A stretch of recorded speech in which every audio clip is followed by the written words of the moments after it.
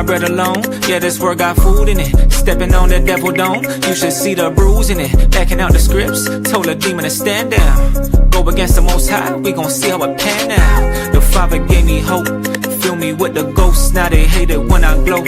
Joseph with the coat, looking for their fruit, but they ain't got no cantaloupe. The Messiah over Lio, you can't be a fan of both. Can't serve two masters. Bread of heaven with the living water, yeah, serving up a truth platter. We ain't idolizing no folly, now we setting up a new standard. When Christ touched down, make the whole earth shake like Bruce Banner. Yeah, bringing them troops to ya.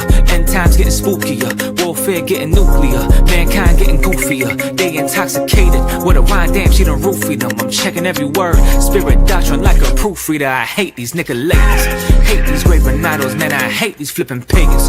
Trying to play my father and I hate these imitations. Screaming out Hosanna, we escape that simulation. Better flee them evil deeds or else that lake is where you layin'. Great is he inside of me, casting out this net like I was by the Sea of Galilee. Harvest gon' be plenty, but the laborers are few. Matthew 17 and 20, there ain't nothing we can't do. I can't be no lukewarm, fringes with the blue on. Devil wanna deal, but I told him this ain't Groupon. Praise to the Almighty, you know we gon' sing a new song. Hail the King of King, the Ultra Low, no Jimmy Neutron. If you keep his laws and his commands, then we can fellowship. I don't get with Pharisees and I don't rock with Hellenists. I ain't praising man, cause only Father get my reverence. I'm swimming in the word, it got me feeling like a yellowfin. Yeah, big stepper, Mr. Demon Chin Checker, trying to hear that well done, cause I feel that displeasure. Father pouring out the wrath, and he got a big measure. If it ain't about the kingdom, then I don't give a six letter. You got faith in the Messiah, you got power. I was clean up in that blood just like a shower. Isaiah 5, you were the vine that came on sour, but now we stand and giving glory in this hour. Yeah, we breaking them curses, fleeing the ways of the serpent. Follow his word and pray for discernment, cause they want us laying in hearses. We gotta rise up, raise and resurface, choose life and stay in your purpose. The price was paid like a merchant, through Christ who came as a servant. See, the kingdom is really the bag, but yet somehow they chasing a Birkin. After this you ain't getting a chance, while you living you can't but search him. Gotta call on his name like his urchin, never knowing that day is emerging. So repent at the weight of perversions, judgment coming, that thing is for certain. Let's go. Shalawam family, it's your brother Shah Ariala from the House of Bread, and I have to give all praises, all glory, and all honor to the Most High God, whose name is Yahawah. Of course I do so in the name of his only begotten Son, Hamashiach, Yahawashi, who the world ignorantly calls Jesus Christ. Make sure you make your way over to HIBofficialZion.com and get you a copy of the HIB, the Hebrew Israelite Bible. Shalawam, Yasharahla. The Hebrew Israelite Bible is the first of its kind, restoring the names of persons, places, and things in the ancient Hebrew dialect, colloquially referred to amongst the Israelite community as the Lashawan Quadash. Most importantly, it preserves the Most High's name YAHAWAH in the Paleo-Hebrew script. The Hebrew Israelite Bible comes complete with all 80 books found in the 1611 King James Version Bible, including the Apocrypha.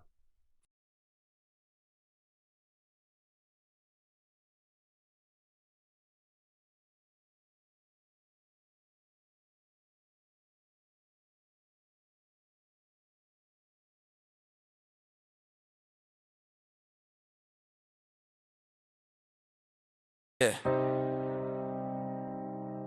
House of bread. Feed the flock. No crumbs. Full plate. Welcome to the house of bread, where the hungry get fed. Living water overflowing, just like the prophet said. We don't fold, we don't bend, we stand on what was read. Built on stone, not the sand. Yeah, we break that bread. House of bread, yeah, the oil gets stirred. If you starving for the truth, come and get fed. House of bread, yeah, the spirit get lit. Ain't no famine over here, we fed. Yeah. Came from the dark, now we walk in the light. I'm on tired, we ready to fight. Word cut deep like a blade in the night. Truth so heavy, make the demons take flight. Line upon line, yeah, we build it precise. Sacrifice daily, we paying the price. No gimmicks, no hype, no rolling the dice. Just discipline, order, and living it right. We was lost in the mist, blind in the maze. Now we breaking them chains, setting the blaze. 12 on our mind, counting the days, standing firm through the pressure and haze. No milk in the cup, it's me for the strong. Correction hit hard, but it make you belong. From weak to a leader, it don't take long. When the bread is solid and the doctrine strong. Welcome to the house of bread, where the hungry get fed. Living water overflow, just like the prophet said. We don't fold, we don't bend, we stand on what was read.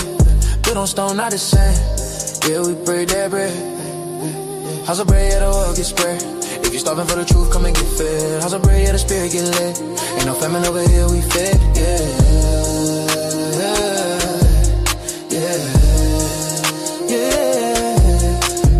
Out in the cold, still teaching bold. Precepts unfold, mysteries told. Not chasing the silver, not chasing the gold. We chasing the kingdom, the prophets foretold. Structure in place, you see it in stance. Sisters in modesty, brothers advance. Righteous example in every glance. Not by luck, this ain't by chance. Iron sharpen iron, spars gon' fly. Correct with love, never let pride rise. Tears in the night, but we still testify. From ashes we rose, now we unified. Feeding the youth, restoring the men. Building the nation again and again. Law in the heart, not just in the pen. House of bread to the very end. Break it, pass it, let it multiply. Open the blind eyes, watch them come alive. From the dust we rise, no compromise. Spirit inside we fortify. No famine here we supply. Truth so pure can't be denied. Stand on the rock we solidify. House of bread we unify. Storm hit hard but we stayed intact. Enemy watching, plotting attack. Foundation solid, we never crack. Scriptures loaded, yeah we react. Not here for fame, not here for views. Here to wake up the scattered juice. Cutting deception, exposing the news. Standing firm, we refuse to lose. Cam strong, unity tight. One body moving in power and might. Sword of the word, we swing it right. Turning the dark, straight in the light. From crumbs to lows, we multiply. From broken homes to sanctified. From dead inside to revived. House of bread, we alive. House of bread, yeah, the oil get spread. If you starving for the truth, come and get fed. House of bread, yeah, the spirit get lit. Ain't no famine over here, we fed. We alive. Yeah,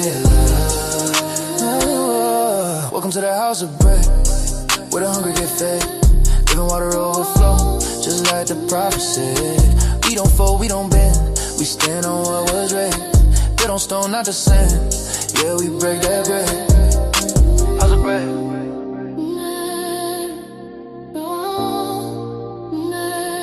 So bread, be alive.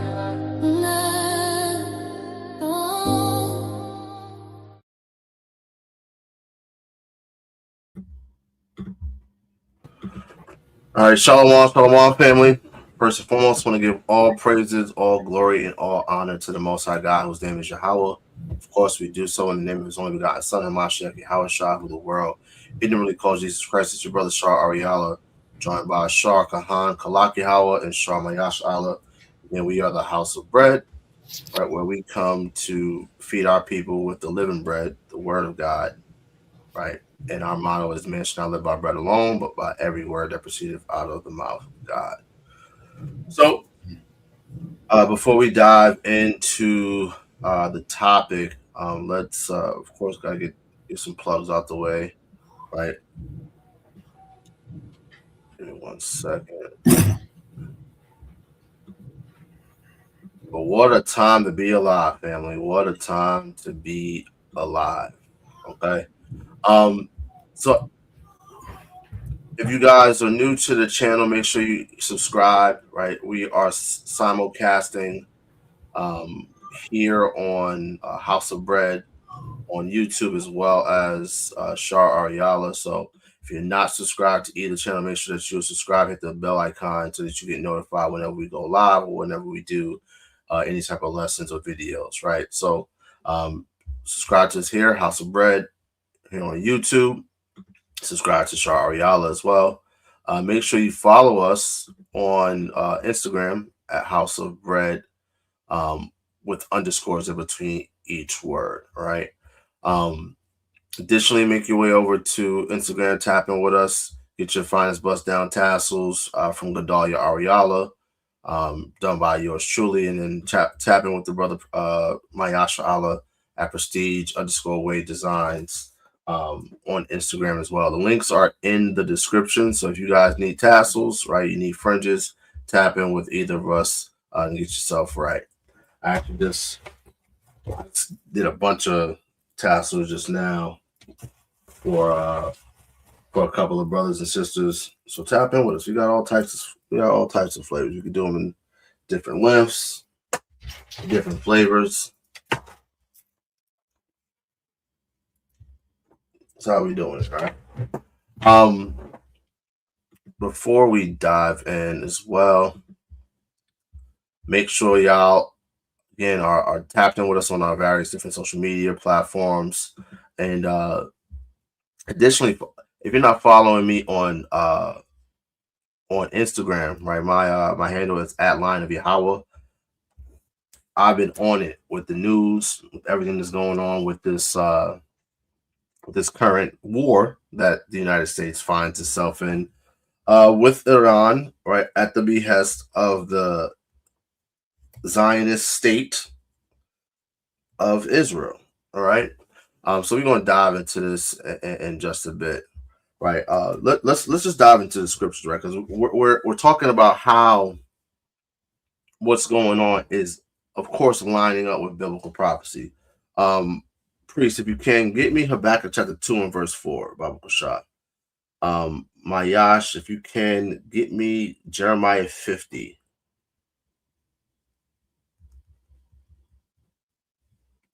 God, that's the book of Habakkuk, chapter 2 and verse 4.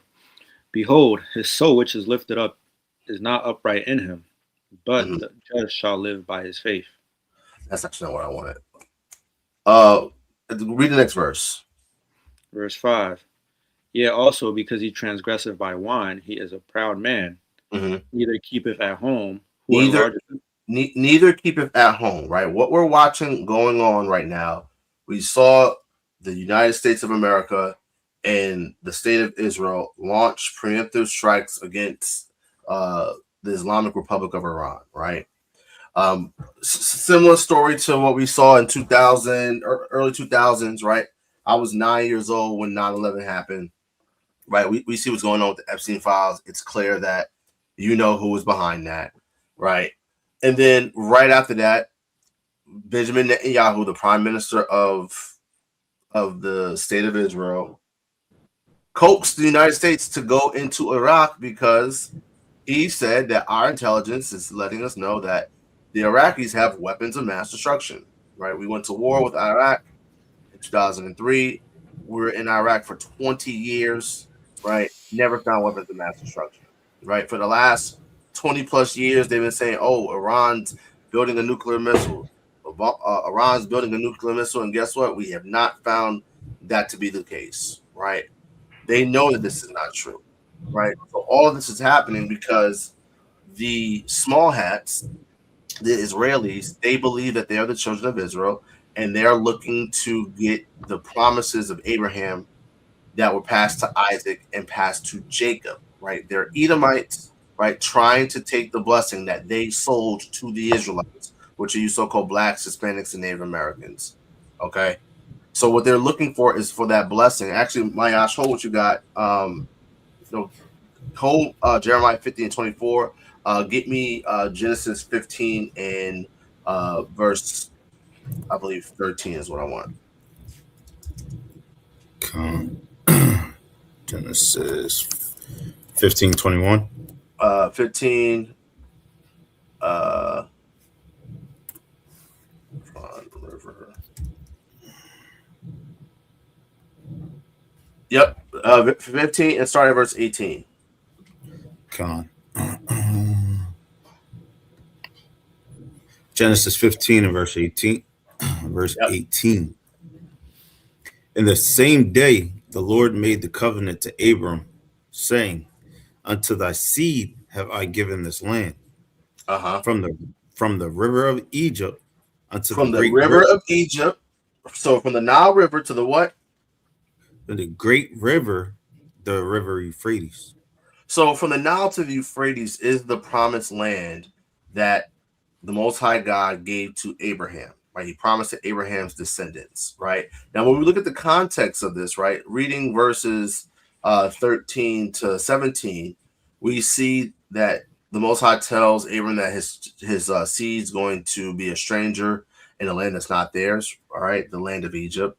That we'll serve, we'll serve that nation. The Lord's going to judge that nation. We're going to come out with great substance. And that in the fourth generation will come back to the land of Canaan, because this is happening in the land of Canaan at the time, right? Abraham was sojourning in Canaan because he lived in Ur, which is in Mesopotamia. The Most High God told him to go to the land of Canaan, right? And of course, he followed, right? So So he's in the land of Canaan, and God tells him that his children are going to come out of Egypt in the 4th generation, right? Because the iniquity of the Amorites is not yet full, right? So the Most High God was judging the Amorites, was judging the Canaanites in the land of Canaan for all of the wicked atrocities that they were doing in his holy mountain, right? And then he goes on again, let them know that he's going to give his seed, his children, the land from the river of Egypt, which is the Nile River, to the great river, the river Euphrates, right? So from the Nile to the Euphrates. And what the Zionist state of Israel is looking for is they're looking for greater Israel, right? So let's just take a look at greater Israel, right? Greater Israel. Let's take a picture, right? This is greater Israel, right? Here is actually, let's see if we can find this video, right? Fair use, right?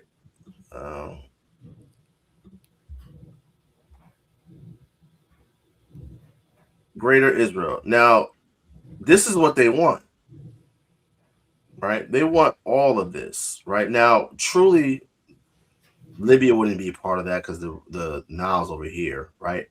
But when you look at where the Nile gets its water from, it gets its water from the Blue Nile and the White Nile, which are down in Ethiopia and Sudan.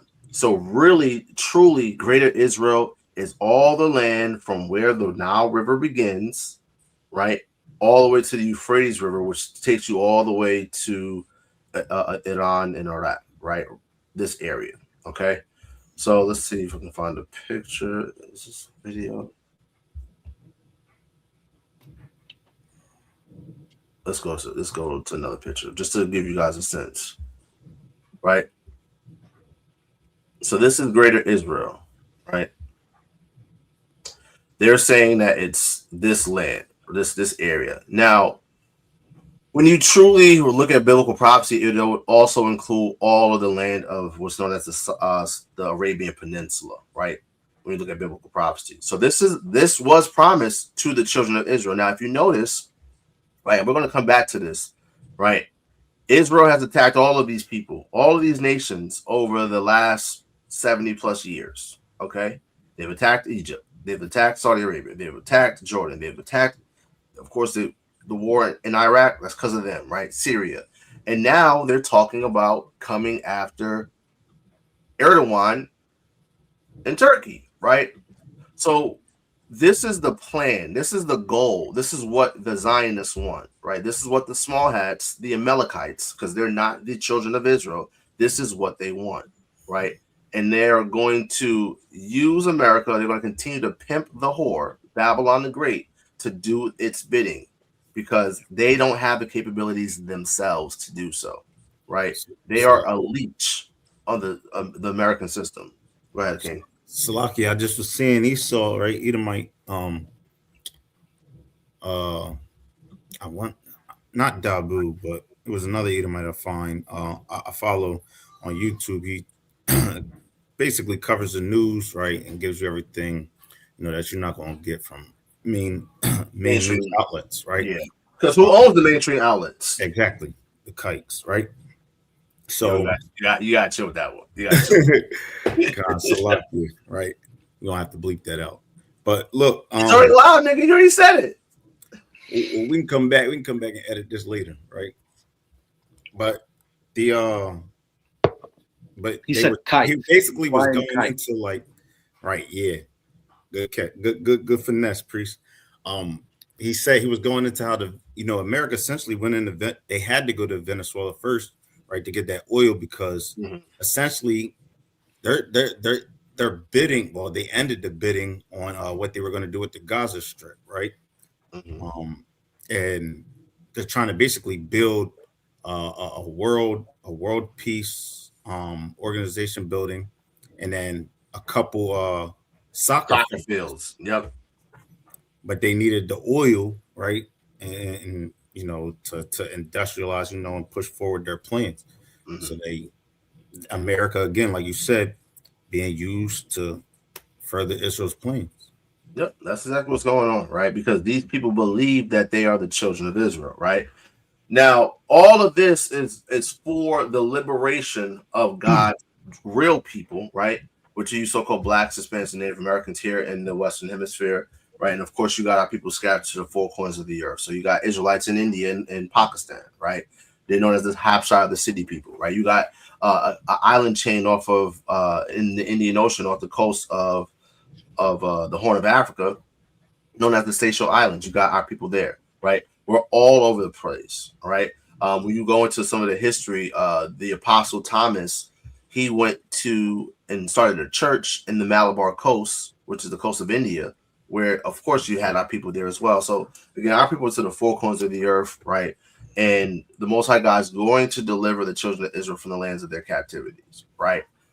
And the people that are currently in the land, they don't fit the bill for the children of Israel. They fit the bill for the Edomites who sold their birthright to our forefather Jacob, right? And now they're just in the phase where it's the time of the Gentiles, right? So let me get a priest. Let me get Numbers chapter 24. Mayash, let me get Jeremiah 50 and verse 24, right? Because all of this stuff is actually, dang, that's all. Oh man. Con. We'll start at verse 18, Mayash. Con, this is Jeremiah 50, verse 18. Therefore, thus saith Yahawah of hosts, the God of Israel. The God of who? The God of Israel. The God of Israel, right? He's the God of Israel, right? And Israel is not the people that are in the land of Israel, right? We're going to go into biblical prophecy and demonstrate that, right? The children of Israel are scattered to the four corners of the earth, and the children of Israel are going through curses for their disobedience. When you look at the vast majority of the so-called Jewish people, right, the so-called Israelis, the vast majority of them are atheists, right? So they're not keeping the Torah, they're not keeping the commandments, yet they don't receive the curses that God said will befall the children of Israel, that He said will be a sign upon the seed of Israel. Right, that word for sign in the Hebrew language, our small friends will pronounce it oath. Right, is the same word that's used and translated in the book of Genesis, chapter 17, as the token of the covenant. So, as a man, all right, an Israelite man, right, the seed of Abraham, Isaac, and Jacob, the male child has to be circumcised on the 8th day. That circumcision, the removing of the foreskin, that's a token or a sign of the covenant between the children of Israel and the Most High God, right? The same way that you can tell the difference between a man that's circumcised and a man that's uncircumcised, if you were looking at them, right, is the same way you can tell who are the children of Israel, because they will be going through the curses that God said would befall them if they were disobedient. And the vast majority of so-called Jews, of the Israelis, they do not obey the Torah. They just don't. And they don't go through any of the curses that we see that God said would happen to the children of Israel, right? So, continue. Con. Behold, I will punish the king of Babylon and his land. I will punish the king of Babylon. Who's the king of Babylon, right? At that, see, what happens is the prophets, they'll use a contemporary superpower in their day, right? And they'll prophesy about future events, right? And they'll use these archetypes of these superpowers at their time about future rulers, right? So the king of Babylon currently is Donald Trump. The way that he's behaving is as if he's what? A king. It is illegal. It is illegal for Donald Trump to wage war against Iran, because according to the American Constitution, Congress is the only one that's able to wage war, to declare war. So Trump is doing it unilaterally because he thinks he's a king, right? He's a petulant man-child, right? Who's probably one of the dumbest individuals to ever walk on God's green earth, right?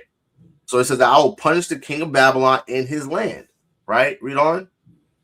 Con, and I will bring Israel a slacket, and as I will punish the king, right, of Babylon in his land, as I have punished the king of Assyria. And I will bring Israel again to his habitation. and he shall feed on Carmel and Basham, and his soul shall be satisfied upon Mount Ephraim and Gilead. Right? So now we're talking about Israel, right? Israel being brought back to the land, right? And this is talking about collective Israel. At the time Jeremiah is prophesying, the northern kingdom is gone, right? It's just the southern kingdom, right? He in Jeremiah 30, not 30, in Jeremiah 3, he's told to speak to the land of the north and tell the children of Israel to come back, you backsliding children, because they were already taken into Assyria by Shalawam, right? So now here he is, what's this? 47 chapters later, he's prophesying, all right, about the Most High God bringing the collective house of Israel back to the land. So where's the northern kingdom in the land of Israel? They're not there. You ask the vast majority of so-called Jews what tribe they're from, they're going to tell you Judah, Benjamin, or Levi. More than likely Levi, Levi, or Judah, right? I'd never heard any of them claim Benjamin, right? But the northern kingdom is not there, right? The children of Israel are not there, right? Read on. Verse 20. In those days and in that time, saith Yahawaah, the iniquity of Israel shall be sought for.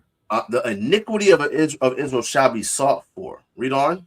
And there shall be none. And there shall be what? And there shall be none. So it says when the children of Israel are brought back to the land, they won't be living in an iniquitous state, right? There will be no more iniquity, right? Read on.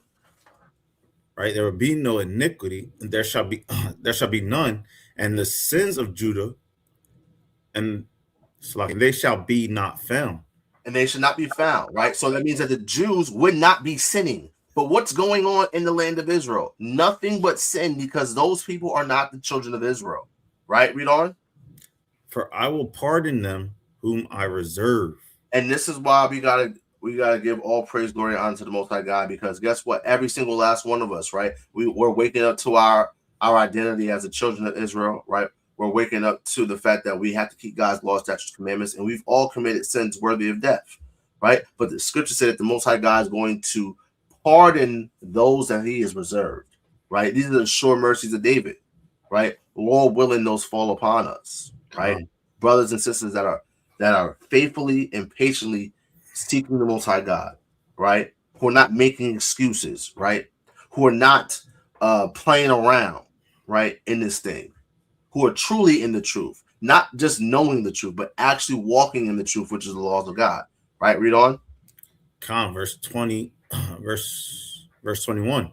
Go up against the land of Merathaim, even against it, and against the inhabitants of Pekod. I'm not sure where these locations are. I'm sure they probably don't know where they are either. Let me take a look. Merathaim or Matawathya. Let's take a look. And Barakath. All right, let's see. So a people in Babylon, in the Babylonian army, and a tribe in southeastern Babylonian bordering Elam. Very, very interesting, right? So let's look at Elam, right? Elam. It says bordering Elam. So this is what is this? This is all the land of Israel. Of Iran. This is Iran, right? So if you take a look at this picture, right? Here's Elam, right? Elam, Susa, Awan, Anshan, right? You see the term Medes, Persians, Parthians. The Parthians were literally is one of the Persian tribes, right? So you had different Persian or Iranian empires throughout time, right? So you got Elam, right? You got the Medes. Now the Medes are Japhetic, right? But the Medes and the Persians clicked together under what's known as the Medo-Persian Empire, right? And when you go into the history of the Cyrus and Darius, like Darius is called a Mede, right? Darius is called a Mede, but Cyrus is a Persian, right? And we look at some of the history of Darius coming into power, right? There's some funny business there, right? But anyway, This is all going into that particular land, right? So that was Pekah, right? So it's a people in Babylonian army and a tribe in the southeastern Babylonia bordering Elam. So we saw where that's at, right? Let's take a look at Matawathya. All right, double rebellion, right? Another name for Babylon, right? Because Babylon means confusion. And what happened in Babylon, right? People rebelled, right? And they were led by who? By Nimrod. Nimrod's name, Namarad, means rebellion, right? So, and Nimrod's kingdom started in the land of Shinar, which is Mesopotamia, in this region that we're talking about, right? And you have Nineveh, you have Babylon, you have Chaldea, all these different cities that he founded, right? So this is what this is going into, right? Very interesting. I never looked into this. Through the spirit, right? Let's read on. Khan, again, verse 21, go up against the land of Merathaim, even against it and against the inhabitants of Pekah, waste and utterly destroy after them, saith Yahawah, and do according to all that I have commanded thee. Right. A sound of battle is in the land. A sound of battle is in the land. So some of this is twofold, right?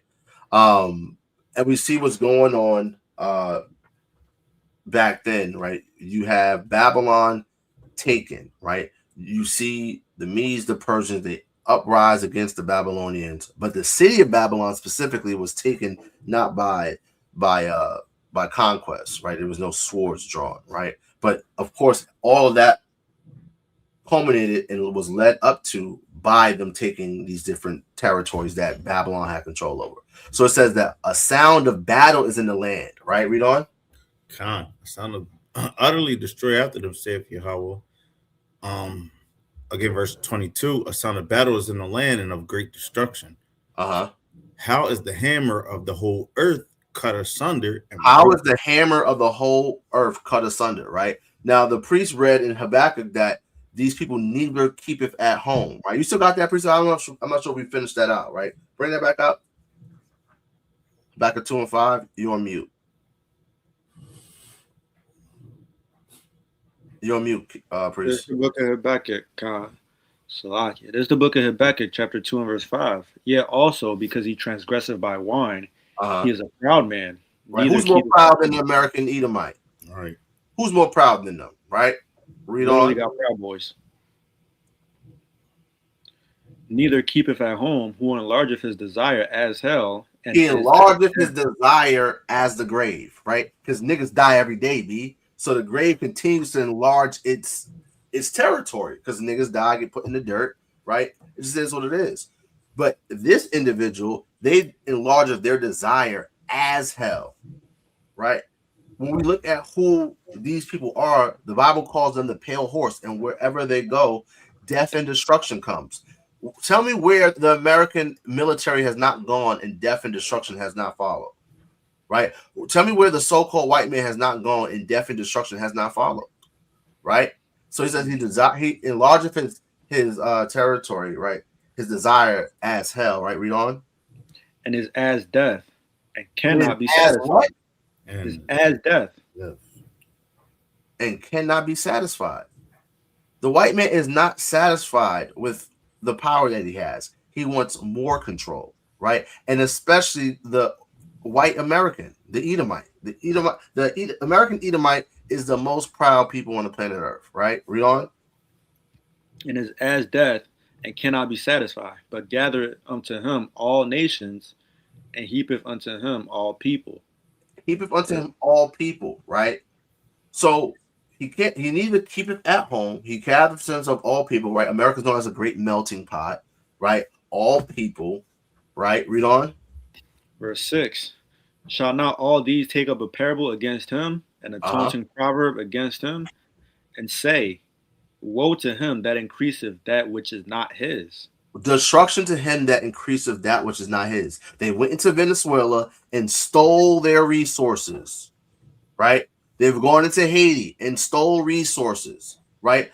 Listen, the American Navy invaded Haiti, crucified people in Haiti, and went in and stole tons of gold from them, in the, I think like the 1920s or something like that. This is what America does. This is what the white man does. Because his blessing was away from the fatness of the earth, right? And his blessing was the sword, which is, all right, being able to engage in warfare. This is why he's able to go around and just take what's not his. It's the blessing that God gave him, right? But his blessing is going to be a curse, right? Read on. Against him, and a taunting proverb against him, and say, woe to him that increaseth that which is not his. How long? And to him that ladeth himself with thick clay. With what? With thick clay. When we look at that phrase for thick clay, right? Let's go. Let me go there with you. Where you at? Thick clay, right? That's Habakkuk 2, right? That phrase thick clay, it means heavy debt, right? Thick clay, right? Weight of pledges, heavy debts.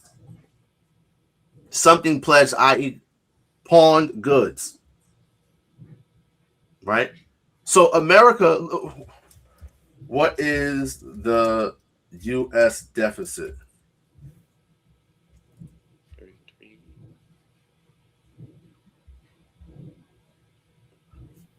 As of early 2026, the U.S. federal budget deficit for the fiscal year 2025 was approximately $1.8 trillion. What is the U.S. national debt? What is the U.S. national debt? $38.79 trillion. That, if that's not heavy debt, I don't know what is. Again, the Bible prophesied this thousands of years ago. Cool. What we're seeing in current events was prophesied thousands of years ago, right? Let's pick back up in Jeremiah chapter 50. Verse 23. How is the hammer of the whole earth cut asunder and broken?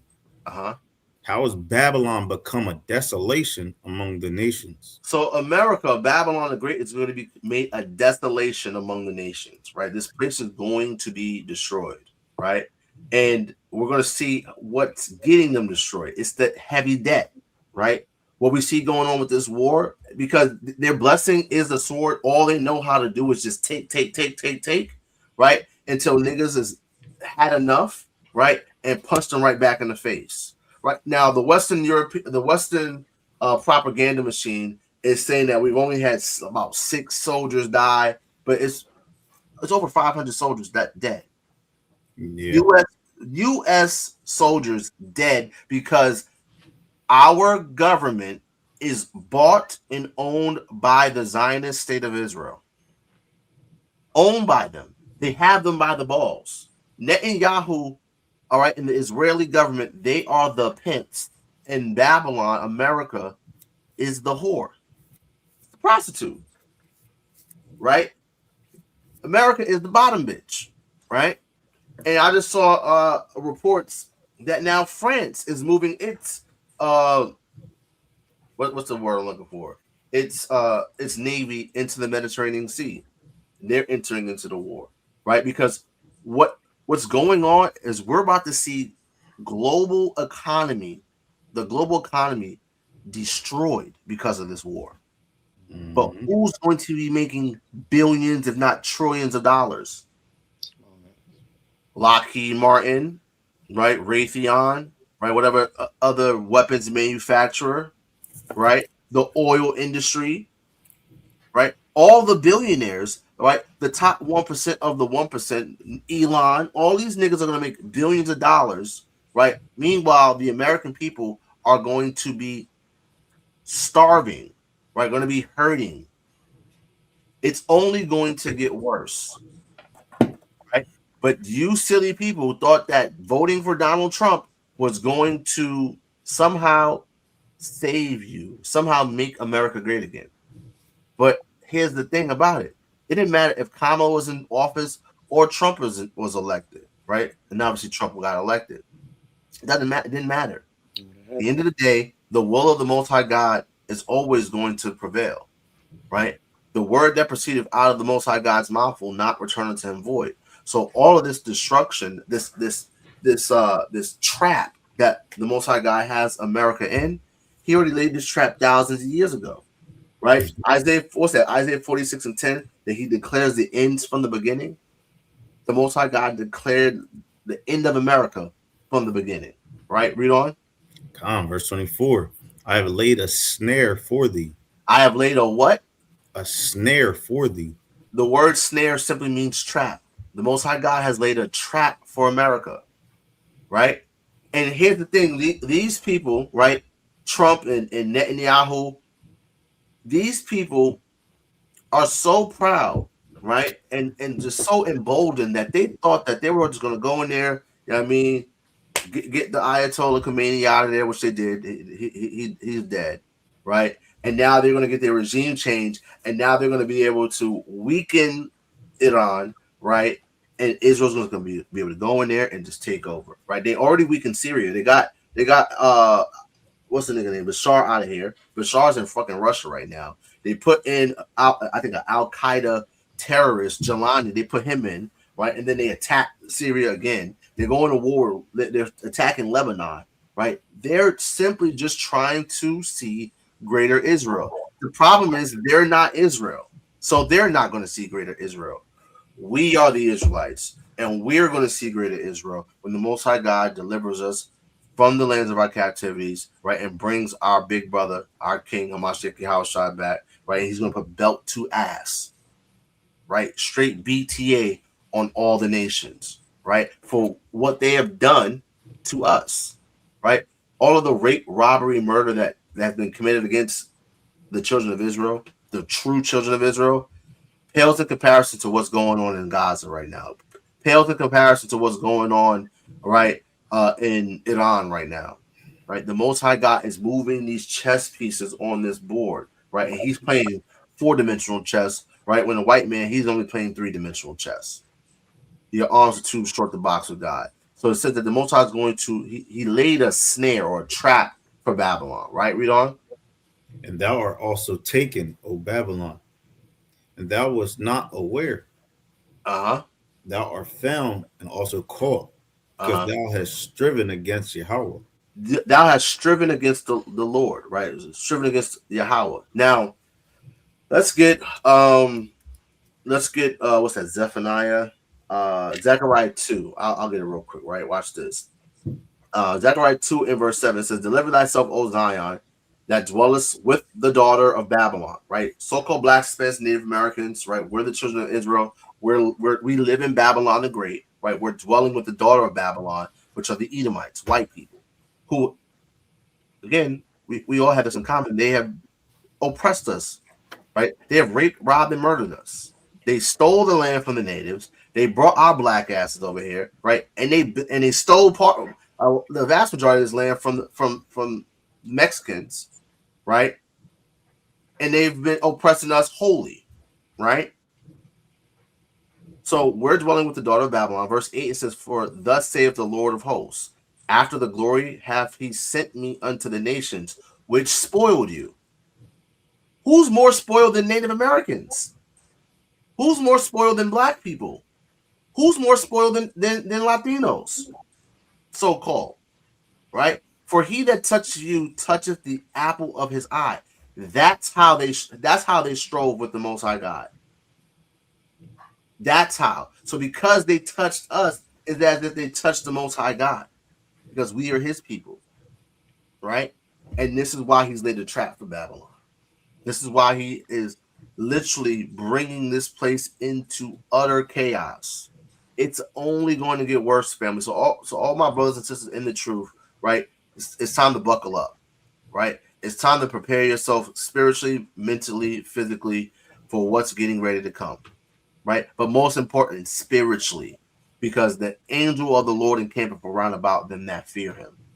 If you niggas are out here, right, you just call yourself an Israelite, you ain't really doing, right, what you're supposed to be doing, right? You niggas gonna get caught up in this destruction as well, right? And we love our people, and this is why we come out to warn our people, right? Because it's only going to get worse. And the scripture said that all the sinners of my people shall die by the sword, right? You got something, priest?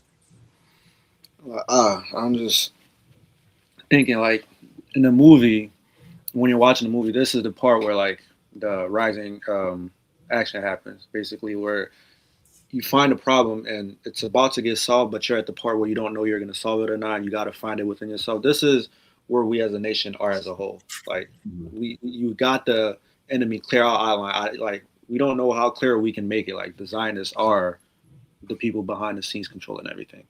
Yeah. Right. And we're not saying go out there with a gun or anything and do something to somebody. All you got to do is read your Bible. That's your weapon right there. So that's how you fight it. Yep. Listen, we're a non-violent organization, right? We are non-violent, right? No, hold on real quick. It's funny because YAHAWAH says that the kingdom suffers violence, right? And what is the kingdom and who is the kingdom? The kingdom is us, the children of Israel. He said the kingdom cometh not by observation. They're neither going to say low here or low there, but the kingdom is within you, meaning we have the ability, right? We are the kingdom, right? And in the kingdom, we're going to be keeping God's commandments perfectly, right? So we have the ability to manifest our kingdom by our obedience, all right, and us coming back to the Most High God and keeping His commandments. So he says that the kingdom suffer violence, and the violent take it by force, right? Let me just get that real quick. Kingdom suffer violence, because he talked about John the Baptist. And what happened to John the Baptist? John the Baptist got beheaded because what?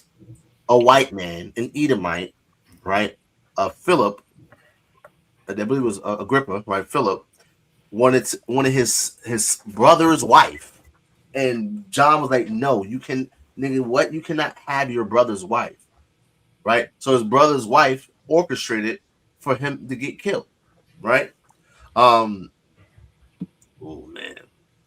This is all good. Matthew 11:7. It says, and as they departed, Yahawashi began to say unto the multitudes concerning John, right? We're talking about John the Baptist. What went ye out into the wilderness to see? A reed shaken with the wind? But what went ye out to see? A man clothed in soft raiment? Behold, they that wear soft clothing are in the king's houses, right? But what ye went out to see? A prophet? Yea, I say unto you, and more than a prophet. For this is he of whom it is written, behold, I send my messenger before thy face, which shall prepare thy way before thee. Verily I say unto you, among them that are born of women, there have not risen a greater than John the Baptist. Notwithstanding, he that is least in the kingdom of heaven is greater than he. At the time, right, you got a ragtag band of idiots, right, who love to wear black leather, right, who claim to be the home of the truth. They'll say, John the Baptist, see, he wasn't in the truth, right? But Christ says that he was greater than, none is risen greater than John the Baptist. None. Right? Yahawashi said, my sheep hear my voice. Clearly, they're not hearing his voice, right? But anyway, that's the sidebar. He says that he that is least in the kingdom is greater than he, because John the Baptist has such reverence and respect amongst the Sadducees, the Pharisees, right? The Herodians, right? People who are on Herod's Shmeat, right? They had such respect for him. But he said in the kingdom, when the children of Israel are brought back to the land and the kingdom of Israel and the kingdom of heaven is established here on the earth, the least Israelite, the guy at the bottom of the totem pole amongst the nation, is going to be greater in respect that John the Baptist had at that time, right? In verse 12, it says, and from the days of John the Baptist until now, the kingdom of heaven suffereth violence. So he says, from the days of John the Baptist until the present moment when he was speaking, he said that the kingdom of heaven suffereth violence. How? What does that mean? The kingdom of heaven suffereth violence. It's talking about the Israelites. We were suffering violence at the hands of who? Primarily the Romans. Last time I checked, the Romans were white people, right? It says that the kingdom of heaven suffered violence, and the violent take it by force. For all the prophets in the law prophesied until John, and if you will receive it, this is Elijah, which was for to come. John the Baptist is Elijah reincarnated. right? Or was Elijah reincarnated? That's what Yahawashi is saying, right? Shalawam to the good brother Yadidiah and the brothers at the Masada. Shalawam Akim, right? So now, right, where were we? We went over Jeremiah 50, right? Let's go into what's going on today, right? So get for me real quick Revelation chapter 8, Mayash, right? We'll get Revelation 8,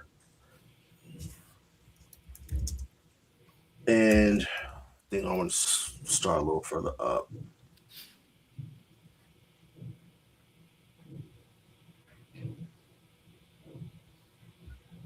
All right, start verse 12. Gone. Revelation 8, verse 12. And the fourth angel sounded, and the third part of the sun was smitten, Mm-hmm. and the third part of the moon, and the third part of the stars. So as the third part of them was darkened, and the day shone not for the third part of it, and the night likewise. Read on. Verse 13, and I beheld and heard an angel flying through the midst of heaven, saying with a loud voice, Woe, woe, woe.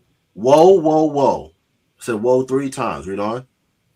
To the inhabitants of the earth by reason of the other voices of the trumpet of the 3 angels, which are yet to sound. So there's 3 woes, right? Woe, woe, woe. Right now, let's jump to chapter 9, right? And this is all good, right? So chapter 9 from like verses 1 through, so it's the 5th chapter, chapter 9, verses 1 through about 12.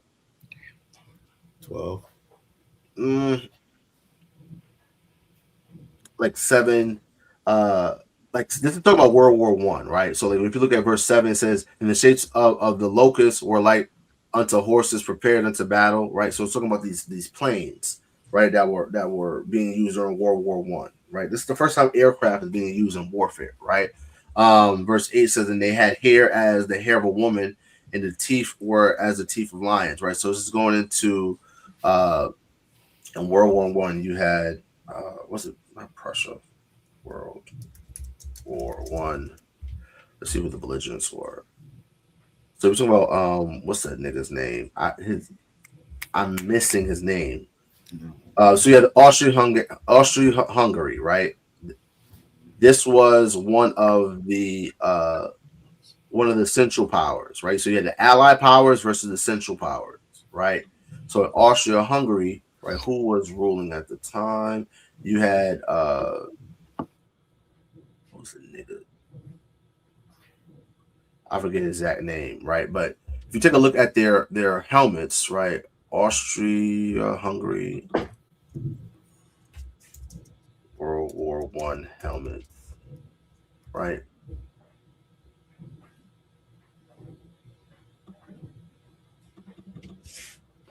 This is a Prussian helmet, right? This is what their helmets look like, right? So it's going. This is what it's going into, right? It's going into World War I. All right. It says they had hair as the hair of a woman, right? Looking at that image, right? Where we at? To me, yeah, right. That's the hair of a woman, right? It's going into World War I, right? So when we get to read verse 12. Actually, no, read verse actually let's keep reading. Keep on reading, right? Read verse 9. Verse 9 to 12. Verse 9. And they had breastplates, as it were breastplates of iron. And the sound of their wings was as the sound of chariots of many horses running to battle. So again, so talk about the airplanes, right? So Prussian World War I airplanes. Right? So you look at these airplanes, it has wings, right? John is seeing this thousands of years ago, right? And he's hearing the sounds of them. It's like the wings of locusts. It's like a swarm of locusts, right? So it's a bunch of them, a whole slew of these types of aircraft flying, doing all types of things that someone who lived in the 1st century AD never saw in his life, right? Read on. Verse 10. And they had tails like on the scorpions, Mm-hmm. and there were stings in their tails. So they had in those tails, you had gunners, right? You had gunners in those tails of these airplanes, right? Let's look at this one right here, right? This is the type of aircraft what we see going on, right? So these are the locusts that he's seeing, right? Read on. And there were stings in their tails, and their power was to hurt men 5 months. And they had a king over them. 5 months. That 5 months, what is that going into, right? When we look at World War I, right? World War I lasted how long? About 5 years, give or take, right? Depending on when you say it started, right? Read on. And they had a king over them, which is the angel of the bottomless pit, whose name in the Hebrew tongue is Abaddon. But in the Greek tongue, his name Apollyon. Apollyon, right? So again, the bottomless pit is talking about Europe, right? Read on. And one woe is past, and behold, there come 2 woes more hereafter. So that was the first woe. World War I is the first woe. There's 2 more that come after World War I, right? So let's get into the second woe, right? Let's go to the book of Revelation, chapter 11. Let's go to Revelation, chapter 11, and I don't want to start. The point is in 14, right? But let's see where I want to start. Oh, man. All right, let's start at verse 7. Revelation 11:7. But in the days of the voice of the 7th angel, when he shall begin to sound. Where you at? Revelation 11 and 7. Oh, Salaki, I'm at 10. Revelation 11, verse 7. And when they shall have finished their testimony, the beast that ascendeth out of the bottomless pit shall make war against them, and shall overcome them and kill them. Right. And their dead bodies shall lie in the street of the great city, which spiritually is called Sodom and Egypt, where also our Lord was crucified. So this is talking about the children of Israel getting slain here in America, right? Now, when it says in verse 7, it says, and when they shall finish their testimony, talking about the two witnesses, right? Which is represents 2 chief prophets, right? It says the beast that ascendeth out of the bottomless pit, right? The bottomless pit is Europe, right? This beast is going to make war with the children of Israel, with the saints, and kill them, right? Read on.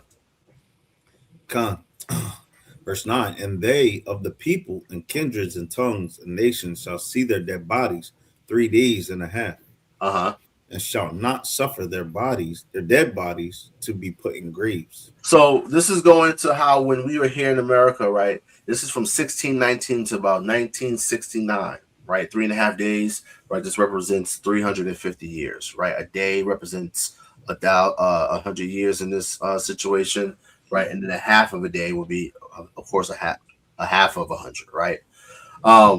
And in that time frame between 1619 and 1969, right, all types of atrocities have happened to us, right? And the nation just watched that, just allowed that to happen, right? And also, it says that our bodies will not be able to put in graves, meaning we were not brought to rest, right? When you put a body in a grave, you're laying it to rest, right? We had no rest, right? We still have no rest, right? Because this is not the land of our rest, right? We were sent here as a punishment, right? That's what Blacks, Hispanics, Native Americans need to understand. We are not from here. We're not from America, right? Even the natives, you're not from here originally. When you go into the history of your ancestors, right, they say that they come from where the sun rises, from the east, right? We are the children of Israel, right? You guys got kicked out of the land of Israel, went into Assyria, made your way over here to the Americas, right? Then the white man comes over here, destroys you, right? They go over to the west shores of Africa, they bring us here, they destroy us, right? And we've been wholly oppressed here in America. This is not the land of our rest. Our resting place is in the land of Israel, right? While you got silly ass Negroes and silly ass Latinos, right, marching in the streets talking about free Palestine, right? The Palestinian people don't give a good goddamn about you. Never have, never will, right? When you actually go to Palestine, there's a neighborhood where black Arabs live, and they call it Abid, which means slave, and that's where they're relegated to live. And they're oppressed by even the oppressed. I'm not saying that the Palestinian people are not getting oppressed by the Zionist state of Israel. They 1,000% are, right? But that's their fight, right? We have our own fight, right? And no one has ever given a good goddamn about us. Mike Jackson told y'all that, right? Read on. Kind of slocky, and then further elaborate, right? Because in verse 9, you said that those 3.5 days, roughly 350 years from 1619 to about 1969, right? Mm-hmm. This is, when we're talking about being in rest, this is just letting us know, like, you read in Ezekiel 37 where it says that we're the valley of dry bones, right? Essentially we're dead, right? We're in a dead state, but this dead state is based off of the truth being stripped from us and us walking in the ways and being in the shadow, of the Almighty, right? Our God. In Matthew 11 and 26, 28, right? It says that Yahawashi said, all who are laid up, right? Heavy laden. Heavy laden, come to me and rest, right? So this is why we reference, right, that 3 days and a half to, essentially when Judas, came into slavery with Northern Kingdom here in America, 1619, to the point when this truth came back out, right, in 1969. That's when we began to get, get the breath to that rest, right? That breath, coming back to life. Right. And that breath is essential in us getting that rest, right? That breath is essential because that breath is the understanding of God's law, statutes, commandments, which is the ways of life, right? And that's what's going to enable us to have our kingdom, right? But let's continue. If I could add something too before we go really quick, I was just thinking about it. It's always like just a side point on the 3 days were always like symbolic of resurrection. We see that with Christ. We see that with Jonah being in the belly of the beast and things of that nature, where it's like those times are symbolic of going through something and then coming out of it the better for it. So we see symbology of that throughout the scriptures that were already foreshadowed. Salaki, the good brother Quaz, he put a great precept. All right, rise ye and depart, for this is not your rest, right? America's not our rest. Right. And we see the thing is the average nigga is trying to get rich here in America. They're trying to come up, right? They think that them doing all of this, you know what I mean? Oh, you gotta get into crypto, right? You gotta do this, you gotta invest in gold and silver. None of that means absolutely nothing if you're not keeping God's law, statutes, commandments, right? Because riches profit not in the day of wrath, right? But righteousness. And the law is our righteousness. So if we're not keeping the laws of God, right, you're going to get caught up in Babylon and you're going to partake in her sins, right? Because her sins are mounting up to heaven, right? Also with the Epstein file, see, the Most High God, see, when you look at the Most High, the indignation and the anger that he had for the Canaanites, right, it's because they were sacrificing their children. When you understand the land of Canaan, right, which came to be known as the land of Israel, there's not like a great river like the Euphrates or like the Nile River that you can predict that it's going to flood every year, right? And going to bring all types of nutrients, and so that you can actually have large scale agriculture to sustain societies, right? In the land of Israel, right, there's springs of water, right? Of course, you got the Jordan River, right? But it was heavily dependent, in looking at the topography of it, it was heavily dependent upon rain, right? And these people were slaughtering their children, sacrificing their children for rain, right?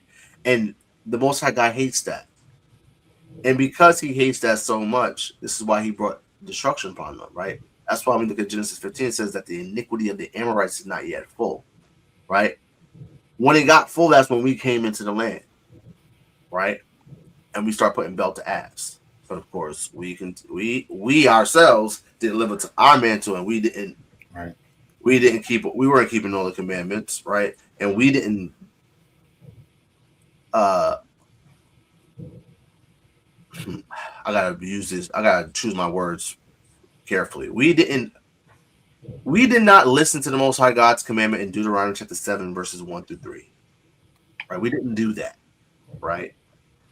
And because we didn't do that, we allowed those people to be thorns in our side, right? And we followed their ways, and we started sacrificing our children unto these same gods that they were sacrificing to, right? And then what happened after that? The Most High God said, all right, get these niggas up out of here, right? And bring belt to ass on us. So we look at what America's been doing, right? It's now coming out that with the Epstein files that they've been violating, torturing, eating children. Her sins are mounting up, right? The Most High God's bringing plagues upon this place. So this place has a very short time. And when those plagues come, if you are not under the shadow of the Almighty, right? If you're not keeping God's law, statutes, commandments, you're going to get caught up in the same destruction. Think about it like this, right? When we got Passover coming up, right? The commandment was to separate the lamb on the 10th day, right? Slaughter him at even, and put the blood on the doorpost, because the destroyer is going to come through the land of Egypt and kill all the firstborn. Now, imagine if an Israelite, and listen, me knowing the Israelites, I would not say that it's far-fetched that there were Israelites in the land of Egypt that did not listen to Moses, did not slaughter that lamb, did not put the blood on that doorpost, right? And they had some of their firstborn put to death, right? And I would surmise that there was some that didn't even come out of the land of Egypt, that stayed in Egypt, right? Because we know Israel whined in the wilderness that they wanted to go back. Man, I wish we were back in Egypt with the flesh pots and we had leeks and melons and garlic and come on. Come on, man. These are the Israelites we're talking about. A hard-headed, rebellious people. Okay? So, with that said, America, and all of this stuff is going on right before Passover. Again, we're looking at the Most High God bringing plagues upon this place, and it's only going to get worse. So if you ain't got that blood on your doorposts, right? If you ain't got that spiritual blood on you, Yahawash's blood, because he's that lamb. If you're not abiding in him, right? I don't know what to tell you, right? But let's read on. Verse 8, no, verse 9. And they of the people and kindreds of Slakia. No, I'm at verse 10. And they that dwell upon the earth shall rejoice over them, and make merry, and shall send gifts one to another. Listen, when they used to have a good old picnic, right? Pick a nigga and they'll lynch one of us, right? They will take pictures and they will send postcards, right? And they will take some of our body parts, right? And they'll send them as souvenirs. And these people literally used to eat us. This is what the white man here in America has done to so-called black people, right? They did the same thing to Native Americans as well, right? Read on. Because these two prophets tormented them that dwell on the earth. Come on. And after 3 days and a half, the spirit of life from God entered into them. Right, this is that breath of life that we read about in Ezekiel 37, right? Read on. And they stood upon their feet, and great fear fell upon them which saw them. Come on. And they heard a great voice from heaven saying unto them, Come up hither. And they ascended up to heaven in a cloud, and their enemies beheld them. Verse 13. In the same hour was there a great earthquake, and a 10th part of the city fell. In the earthquake were slain of men 7,000. And the remnant were affrighted and gave glory to the God of heaven.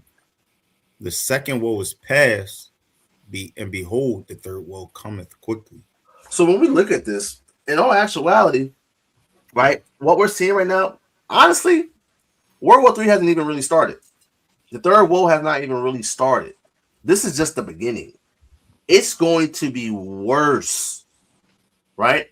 But we see here that there's going to be a great earthquake, and certain of the children of Israel are going to be called up and taken, and their enemies are going to behold them.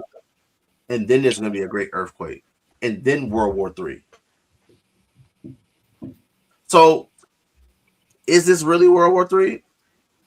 It depends on how you're looking at it, right? Because if you look at World War II, right, World War I, was just about to say that there's proxy wars that led up to all types of stuff, right? You had an entanglement of alliances, right? You had the average person is going to say that World War I started when the Archduke Ferdinand got assassinated, right?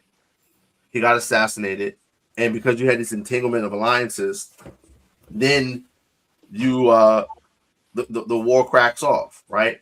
And of course, the U.S. doesn't enter the war right away, right? The war started in depending on how you're looking at it, 1914 is when it started, right? Depending on the date that you're using.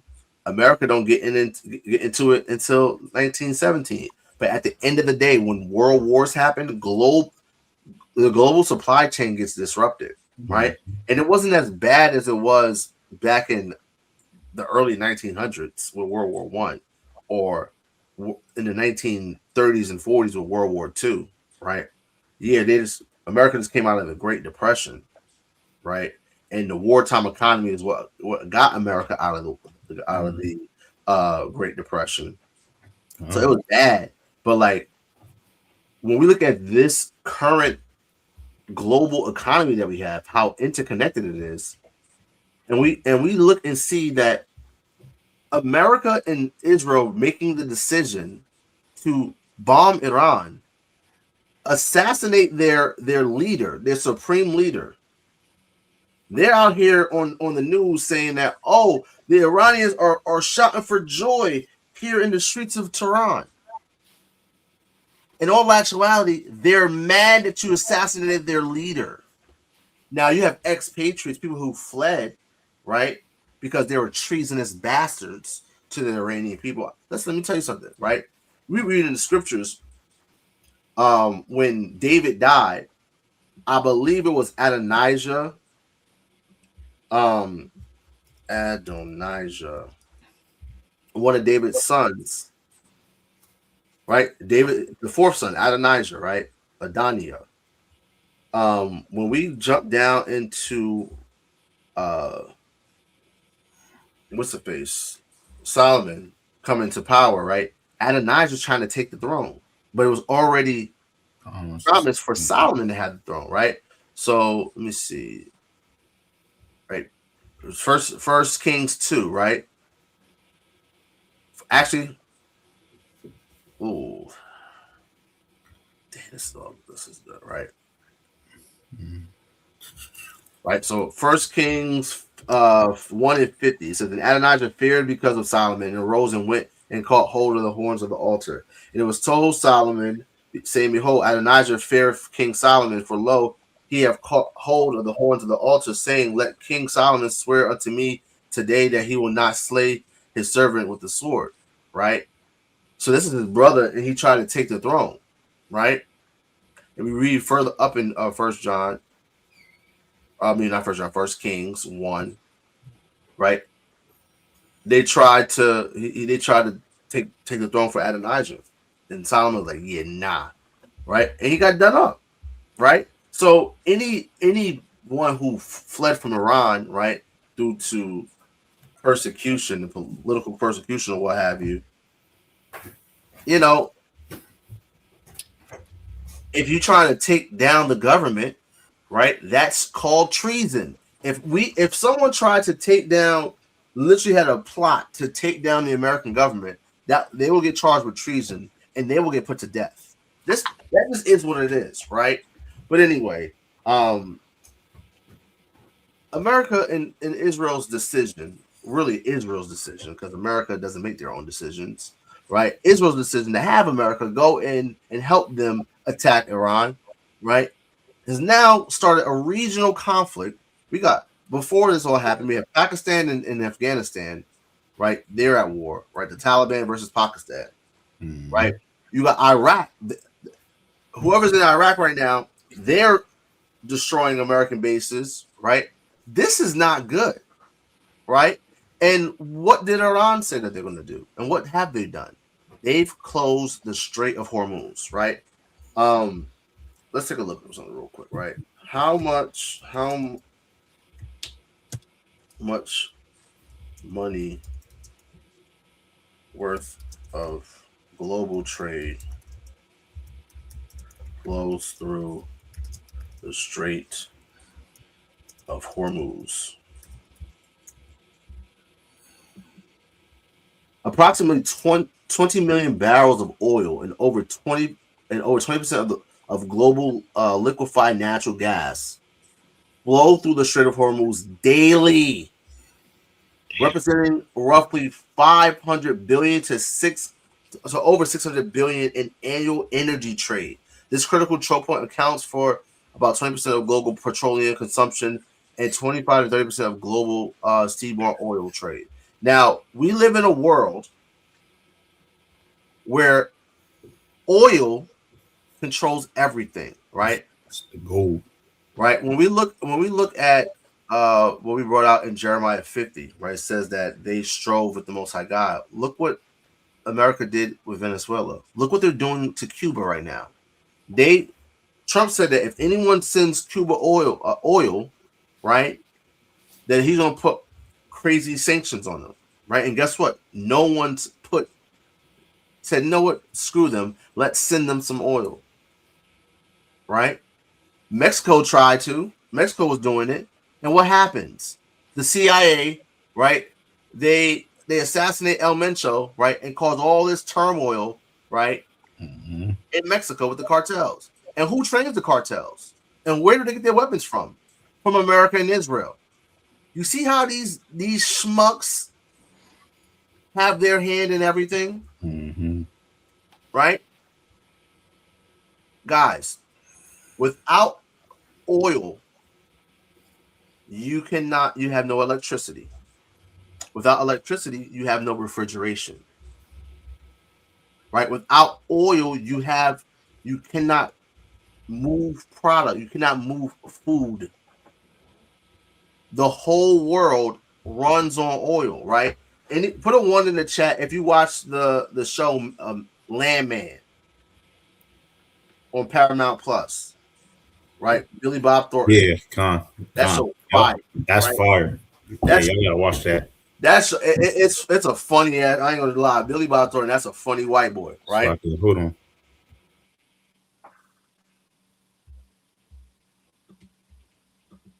So the brother Malak Eliezer said the cartel of El Mencho top generals was former U.S. Army.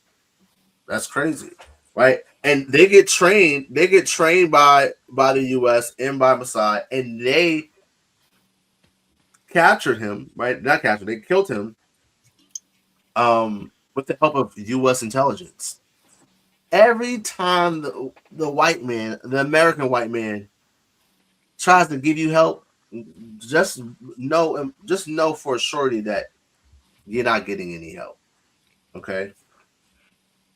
You're not getting any help. Okay? It ain't real help. It ain't genuine help. They're trying to find a way that they can destroy you, right? Actually, priest, give me Sirach 12 and 9 real quick, right? And this has been our problem. This has been the Israelites' problem, right? We look at what happened with the Hasmonean war, right, against the Greeks. Who did we go for help? The Romans. And then what happened? Every time we try to get help from our big brother Esau, it always comes to bite us in the ass. Okay? So let's go to Sirach chapter 12 and start at verse 9. Count this the book of Sirach, chapter 12 and verse 9. In the prosperity of a man, enemies will be grieved. But in his adversity. Whoa. Let's slow that down. That's Start at verse 8. This is the book of Sirach, chapter 12 and verse 8. A friend cannot be known in prosperity, and an enemy cannot be hidden in adversity. Oh, God. Ooh. Wow. See, Sirach, man. Sirach is honestly it's the book that just keeps on giving. Like, every time you read Sirach, you find a new gem. The book of Sirach is like a quarry of precious metal and precious stones. You're always going to find a jewel or a gem. So it says, a friend cannot be known in prosperity, because when you up, you everybody best friend. Everyone want to be your friend, right? But when you're down, most of them niggas gonna be gone. A true friend is found in adversity, right? Read on. Verse 9. Oslakia, half of verse 8. And an enemy cannot be hidden in adversity. An enemy cannot be hidden in adversity, because those friends will turn into enemies. And he's not going to be able to hide himself. Right? Read on. Verse 9. In the prosperity of a man, enemies will be grieved. But his adversity, even his friend will depart. In adversity, even his friend will depart. Right? Read on.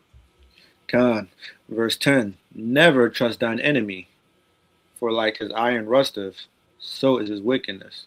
Never trust thine enemy, right? What Blacks, Hispanics, Native Americans need to realize is that white people are our enemies.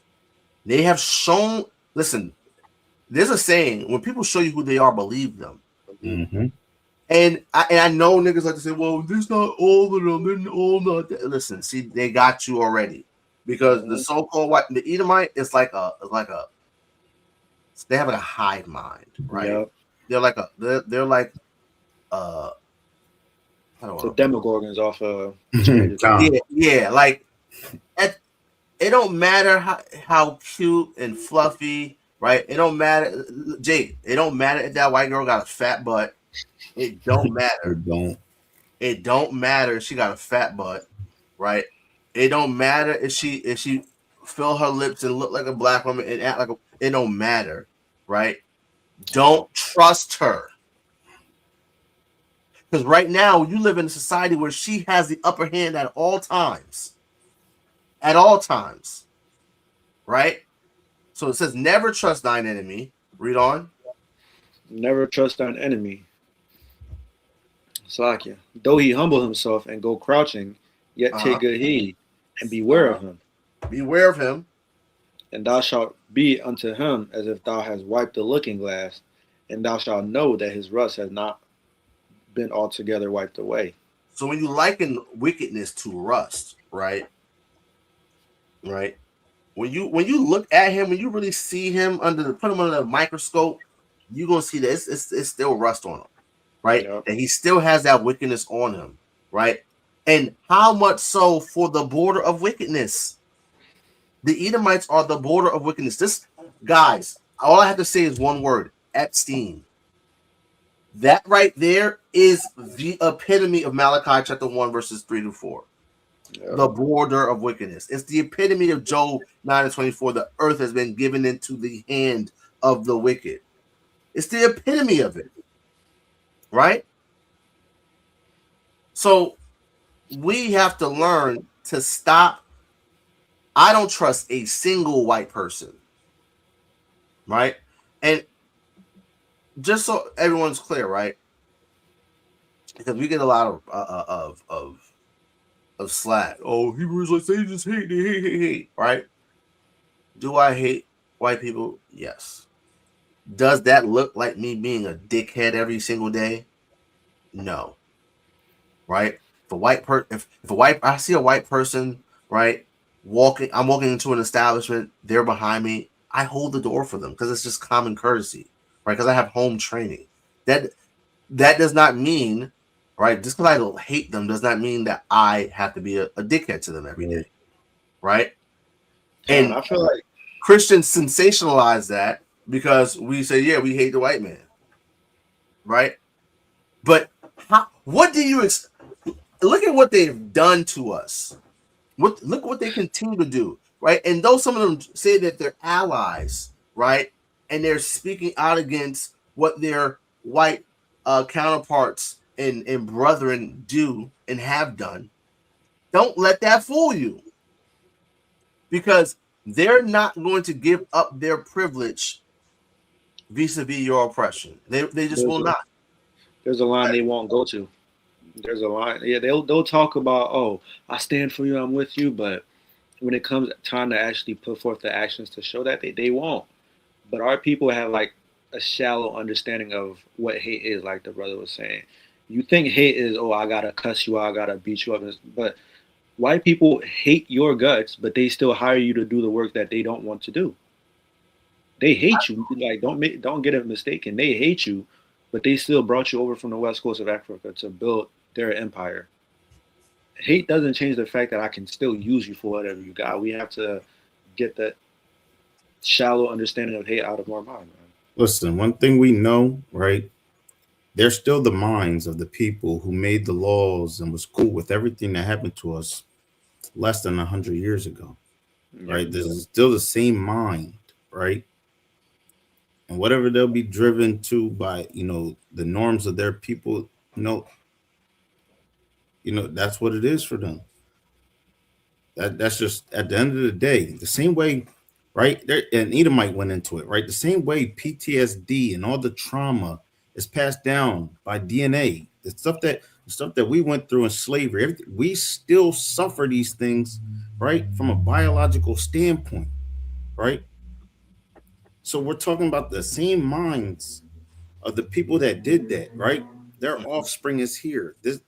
Right? You look at a sperm, right? You see how it works, what it looks like, and you look at the nervous system compared to the brain, right? How people develop, right? This is the same people. Yeah. The same people, right? The book of Sirach says that a man shall be known in his children, right? And we look at the perpetual hatred that Esau had, the hatred that Esau had for Jacob, right? That was passed down through his seed to his children, right? So they hate you because they ain't you, because their forefather sold the birthright and sold the blessing, and then got mad, right? And said, "Oh, we got that. Our forefather somehow finessed them." No, you sold it for a bowl of lentil soup. Lentil soup. That's what he sold his birthright for, right? And now they're mad, right? Through their epigenetics, right? Through their epigenetics. That's how they express themselves, right? They can't help it. Yes, they are enamored by the things that we can do and how cool we are, right? Because they're jealous of that. They covet. That's why everything that we do, they have to take and co-opt it. Everything that we do, they have to appropriate, right? Listen, I saw a video where this white bitch talking about, oh, unk means uncool. Unk never meant uncool. Never meant that. It means unk is short for uncle. I've been calling my uncle, right? Uncle Unk. That's forever. That's our culture, unk. Right? Listen, like Malice said, my ghetto's not your culture, right? They try to take everything. Everyone wants to be a nigga until it's time to be a nigga. Facts. Everyone wants to be a nigga until it's time to be a nigga, right? When the system comes against you, right? And I'm telling you, you niggas want to continue to try to walk hand in hand and be allies with these people. They don't show you their true colors when shit really hit the fan. Mm-hmm. Guaranteed, right? But let's get back. So we were in Revelation, right? We were in Revelation, right? Yeah, we were going in a precept, right? Everyone wants to resort to their kind. Yeah. Yep. We just brought that out of the camp. Was that in Isaiah? Yeah. Isaiah 13. Sortif. Because that's when the hand's going to be shown, right? When we come to that time where everybody's resorting, most people are resorting to their own kind, right? And you see so much static and then the danger, and you come to a situation where your kind is, are you with us or not? Dang, I can't find it. So I can get it. That's a good one. Resort. Isaiah 13 and 14. Isaiah 13? Isaiah 13 and 14. Isaiah to the 14. In verse 14 says that, and it shall be as a chased roe, and as the sheep that no man taketh up, that he shall every man turn to his own people, and flee everyone to his own land. Right? I think I had, so like I said, if you got following me on Instagram, right, definitely tap in with me because I'm tapped in with the news, right? And there's something I had posted yesterday, right? Let me see if I can find the post real quick, where there's a bunch of people leaving America right now. Yep. A bunch of people leaving America. I was like, I posted this scripture. I was like, see, that's what that is right there. The scriptures coming to life each and every day, right? This golden city ain't so golden no more, is it? Yep. People are silently fleeing the United States before World War III.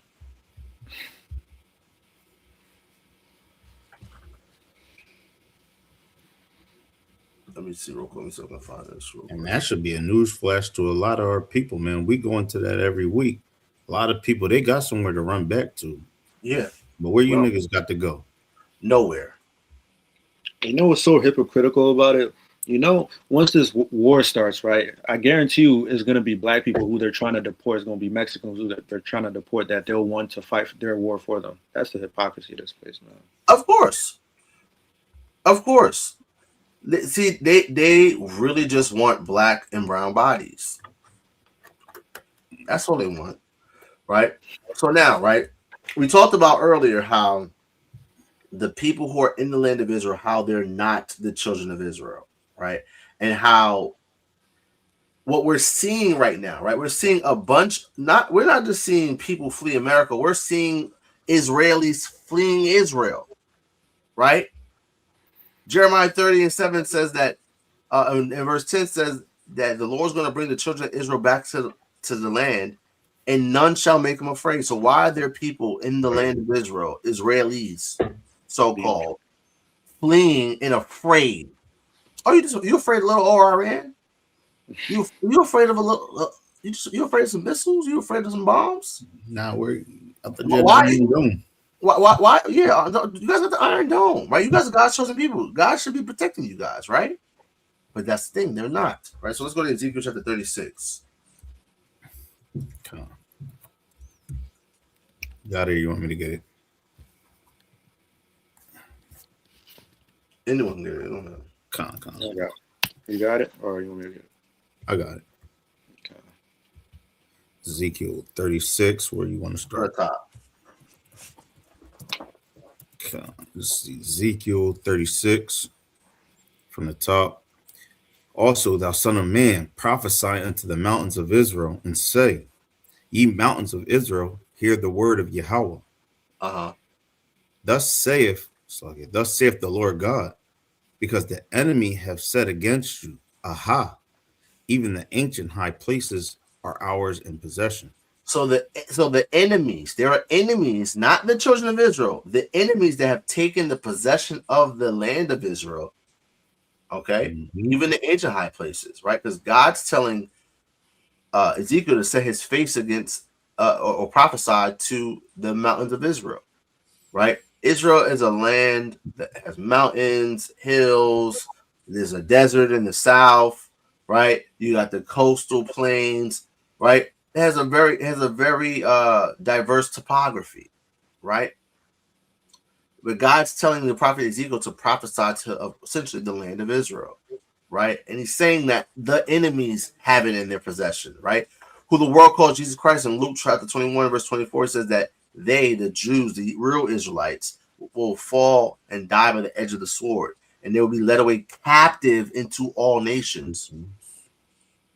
I've never heard of Jewish people being captive in all nations. I've heard them being kicked out of a whole bunch of different nations because of the bullshit that they do, right?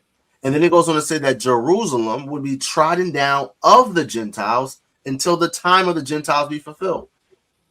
And right now, the time of the Gentiles is not fulfilled. The Gentiles are in control, right? We are in the age of the Gentiles, the age of Israel, right? Right, not the age of Ultron, right? But the age of Israel, the age of Yasharahla, not Israel, right? Has not come yet.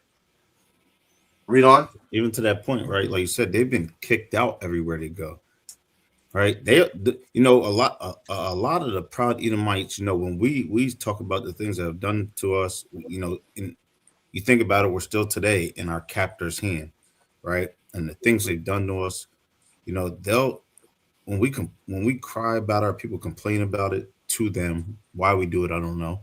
But when we do it to them, they'll say, you know, why don't you leave, right? But the truth is, we're still stuck in your hand, right? And again, we have nowhere to go. Yeah. You everywhere they go, they've had assistance to go where the next place they went. They got kicked out of one place and had assistance to get where they were going. Listen, I saw something where the small hats in Germany, right? There was a deal where they could leave Germany and go to Palestine. But this is before the Balfour Declaration. This is before World War I, right? I'll give you another example, right? The gentleman Victor Cherekova, right? The author of this book, Hellenistic Civilization and the Jews, that we went over during the Cornelius breakdown and during the Act 17 breakdown, right? He was born in St. Petersburg, Russia, right? And he left and went to Palestine, right? So you had a influx, right, of small hats who practiced Judaism, right, who practiced Talmudism truly, right, going to Palestine, right, what was called Palestine at the time, right? But let's continue. Converse 3. Therefore, prophesy and say, thus saith Yahawah, right? Or thus saith the Lord God, because they have made you desolate and swallowed you up on every side. That ye might be a possession unto the residue of the heathen. The residue of the heathen, read on. And ye are taken up in the lips of talkers and are in infamy of the people. Now, the land of Israel is an infamy, right? Because it's a highly contested piece of land, right? It's taken up in the lips of talkers, right? The so-called Jewish man is just a talker. He says that he's a Jew, but is not, but is of the synagogue of Satan, right? That's who they are, right? That's what the so-called New Testament says. Here we are in the Tanakh, right? The prophet Ezekiel, right? Prophesying about them, right? They're in the lips of talkers, right? Read on. Verse 4, therefore, ye mountains of Israel, hear the word of Yahawah. Thus saith the Lord God to the mountains and to the hills and to the rivers and to the valleys and the desolate wastes and to the cities that are forsaken. which became a prey and derision to the residue of the heathen that are round about. Therefore, thus saith the Lord God, surely in the fire of my jealousy have I spoken against the residue of the heathen, and against all Idumea. Against who? All Idumea. And against all Idumea. So actually, I'm looking at this in a kind of in a different way, right? You can look at this in two ways, right? We've always took this to be, the Edomites, right? And truly, yeah, it is the Edomites. It says against the residue of the heathen, right? That word residue means remnant, right? The Palestinians are heathen. Right. They had the land of Israel in their possession, right? It says that the nations round about, right? It says right here it says, which became a prey and a derision to the residue of the heathen. This is plural, that are round about. Who was round about us? You had the Ishmaelites, you had the Edomites. The Ishmaelites took possession of our land, right? This is why Yahawashi said that Jerusalem will be trodden down of the Gentiles until the time of the Gentiles be fulfilled. So you got the residue of the heathen, because who? The Edomites are destroying the Palestinians, right? Esau is jacking Ishmael up, right? It's a flat out genocide. I'm gonna keep it a buck, right? And then they come in and take it, right? So the residue of the heathen or the remnant of the heathen are the Palestinians, right? And of course you got the Edomites, all Idumea, right? Read on. Khan have appointed my land into their possession. So now they're taking their possession from who? Who had possession of it first? The Palestinians. And here comes the Edomites, the so-called Jewish people. They've appointed it into their possession, right? Read on. With the joy of all their heart and with despiteful minds to cast it out for a prey. Prophesy therefore concerning the land of Israel. Concerning the land of Israel, read on. And say unto the mountains, and to the hills, and to the rivers, and to the valleys, thus saith Yahawah, behold, I have spoken in my jealousy and in my fury, because ye have borne the shame of the heathen. Hold on. Therefore, thus saith Yahawah, I have lifted up mine hand, surely the heathen that are round about, that are about you, they shall bear their shame. So now we're seeing, of course, the Palestinians have been bearing shame, right? And the Edomites, the small hats, the Amalekites, right? Just so everyone understands, Jewish people are not descendants of Abraham, Isaac, and Jacob. They are descendants of Esau, right? Specifically Amalek, right? Read on. God. But ye, O mountains of Israel, ye shall shoot forth your branches and yield your fruit to my people Israel. To my people of Israel. So it's letting us know that the people of Israel are not in the land of Israel in this prophetic timeline, right? Which we're living in today, right? Read on. So it says that ye shall shoot forth your branches, right?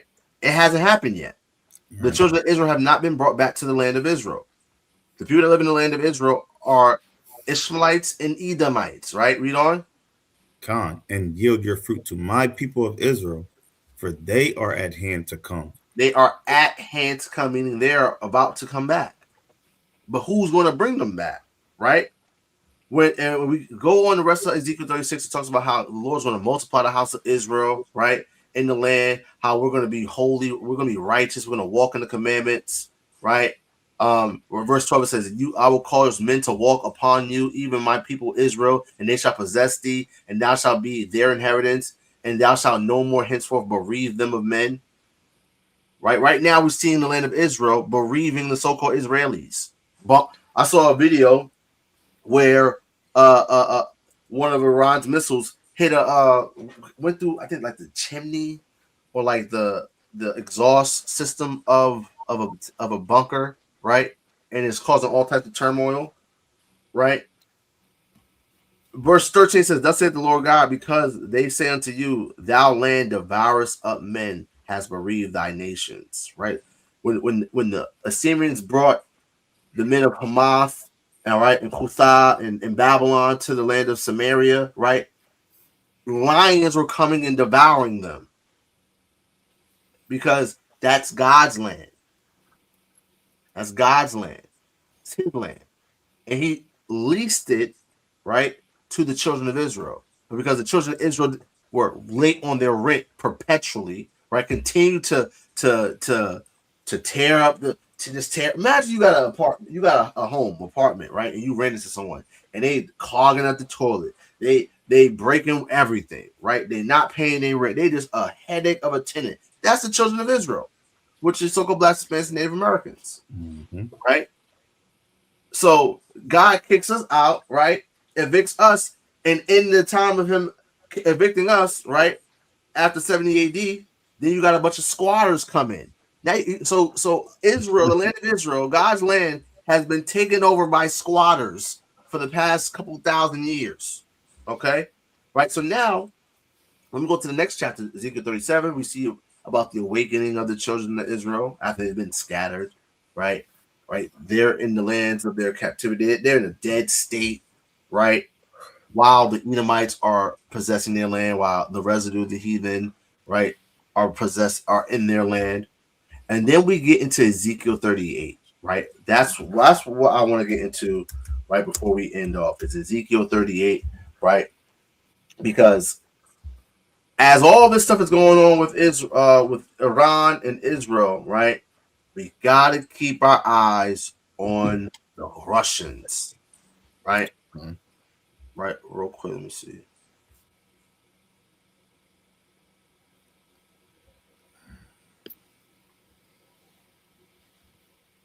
See if there's any questions. All right, bet. All right, cool. Let's get into it. Ezekiel 38. Priest, want to bring it out? God, that's the book of Ezekiel, chapter 38 from the top. And the word of the Lord came unto me, saying, Son of man, set thy face against Gog, the land of Magog, the chief prince of Meshech and of Tubal, and prophesied against him. So set your face against Gog, the land of Magog, the chief prince of Meshech. So Gog is the chief prince of Meshech, right? When you go into Meshech, right? Meshech is Moscow, right? Now, so right now we got the war in Ukraine, right? You got Kiev, right? You got Russia, right? There was something called Kiev and Rus, right? And when Kiev and Rus, right? I'll show you real quick. Kiev and Rus, right? Kiev and Rus was the first East Slavic state and latter an amalgam of principalities, chief prince, right? In Eastern Europe from the late 9th to 13th century, encompassing a variety of polities and peoples, including East Slavic, Norse, and Finnic, and ruled by the Rurik dynasty, right? Founded by the Valgarian Prince of Rurik, right? So now, right, when you go into, for instance, I got nigga named Vladimir. Oh, that's the Khazar, right? Watch this, right? Now when we go to Ivan the Fourth, also known as Ivan the Terrible. Now this is not Ivan the Terrible. Okay, this was done in 1963. When you look up Ivan the Terrible, he's a black man, right? So look at Ivan the Fourth, right? So it says he was from 1530 to 1584, commonly known as Ivan the Terrible, was the Grand Prince of Moscow in all of Russia from 1533 to 1547. The Grand Prince, right?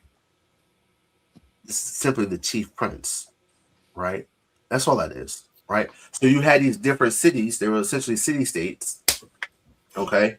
So you had St. Petersburg, what was formerly St. Petersburg. You had Moscow, you got Kiev, right? And each place had its own grand prince. And what he does is he conquers all of this, and he becomes the first czar and grand prince of all Russia. So he was the grand prince of Moscow and of all Russia from 1533 to 1547, and the first czar and grand prince of all of Russia from 1547 until his death in 1584, right?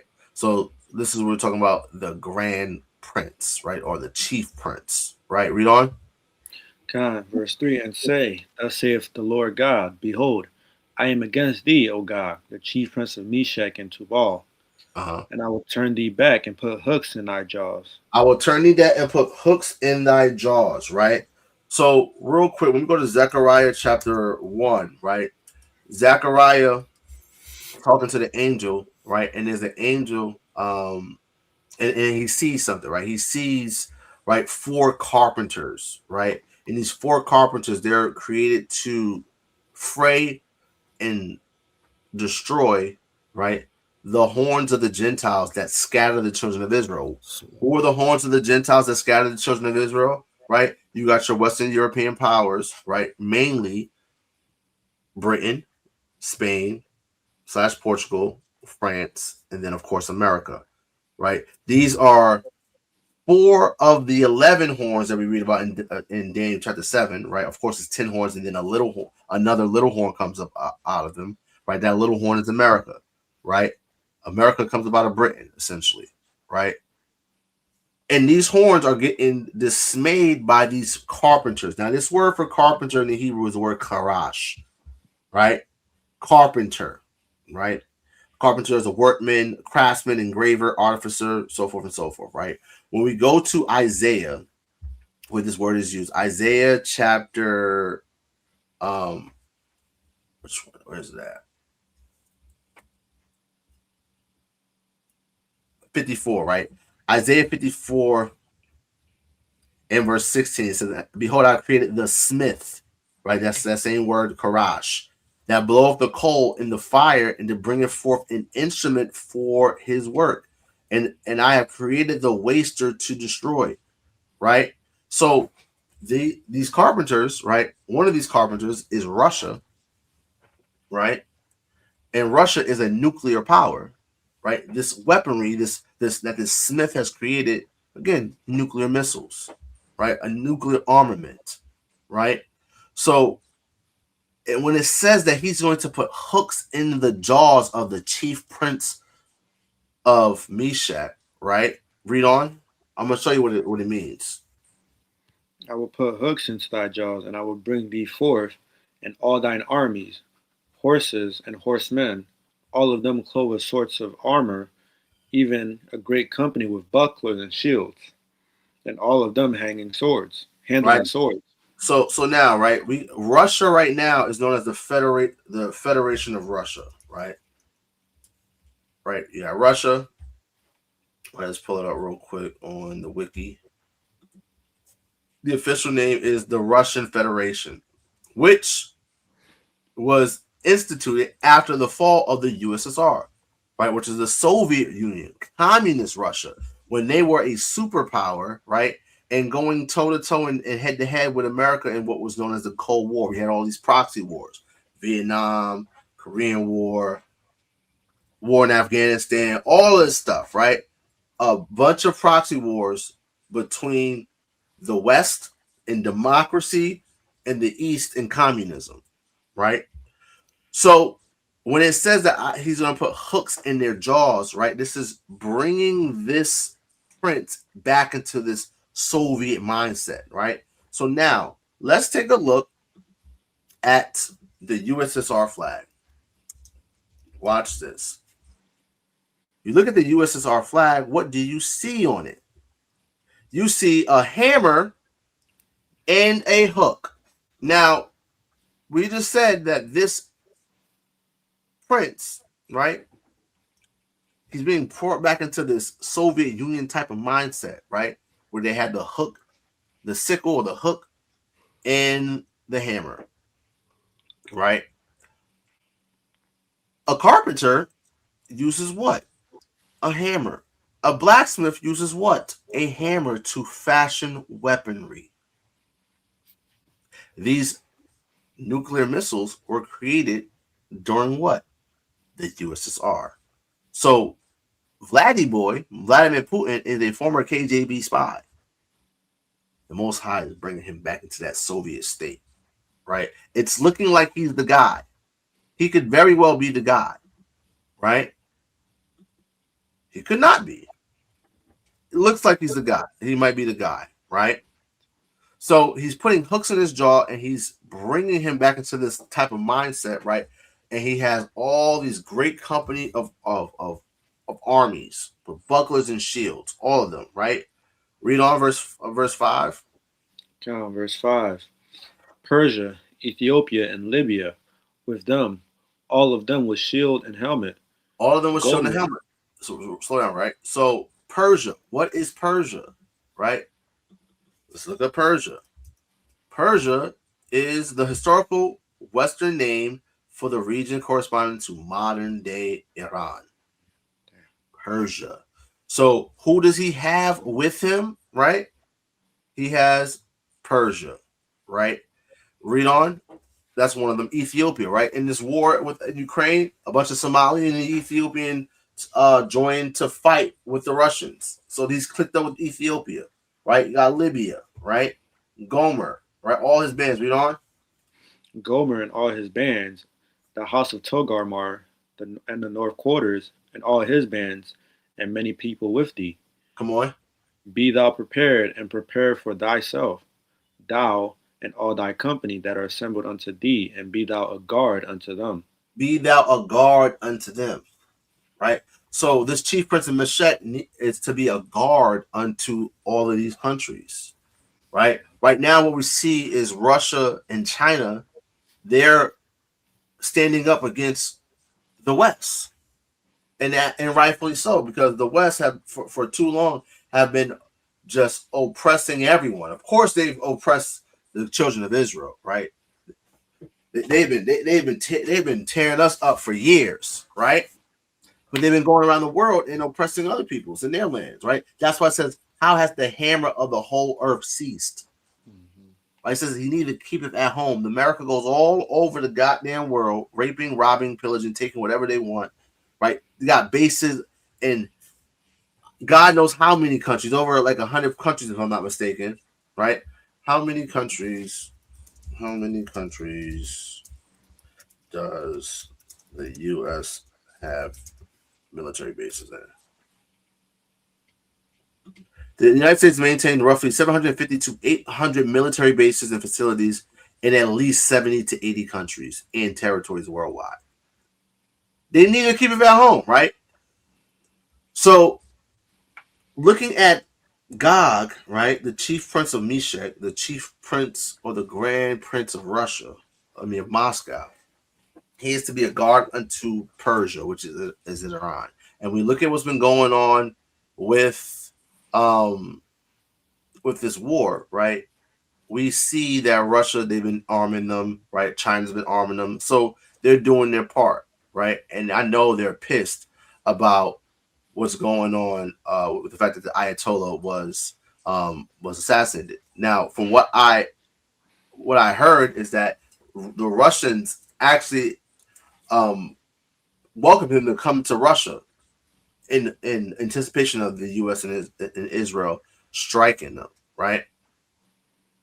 So, boom, we got breaking news. U.S. base in Kuwait entirely decommissioned. U.S. base in Bahrain hit by drones, severe damage. U.S. carrier Abraham Lincoln attacked with 4 missiles. 560 plus U.S. troops killed and wounded thus far. Right? It's only going to get worse.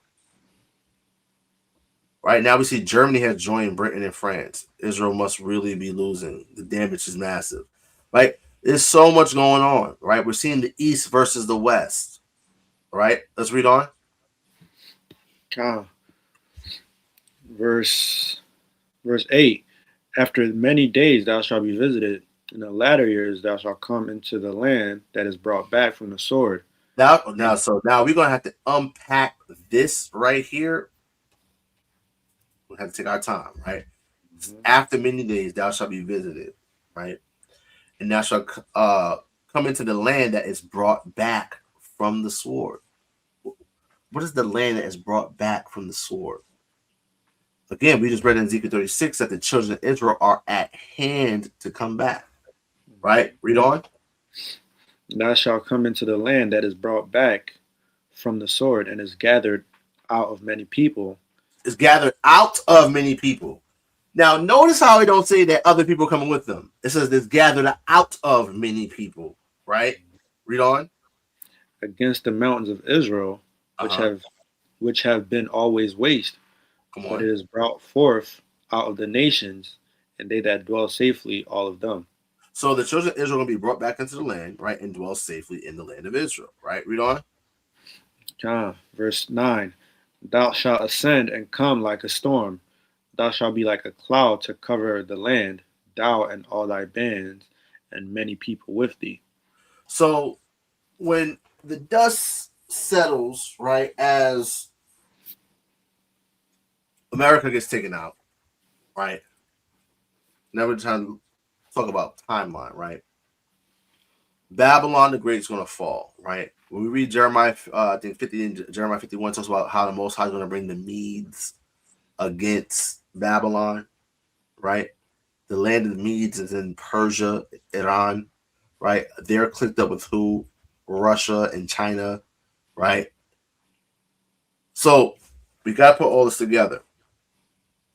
The children of Israel get delivered out of Babylon, out of the land of the north. They get delivered from all the places all over the world where they have been scattered. They're brought back into the wilderness, right? They go on, the rebels get purged.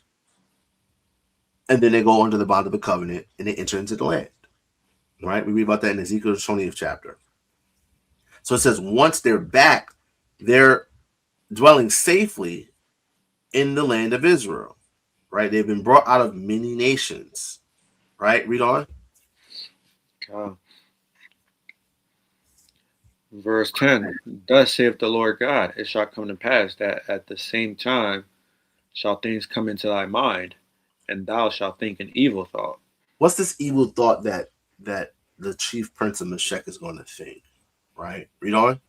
And thou shalt say, I will go up to the land of unwalled villages. I will go to the land of unwalled villages. Let's just take a look at let's just go on X. Let's take a look at some videos of what's happening in Israel, right?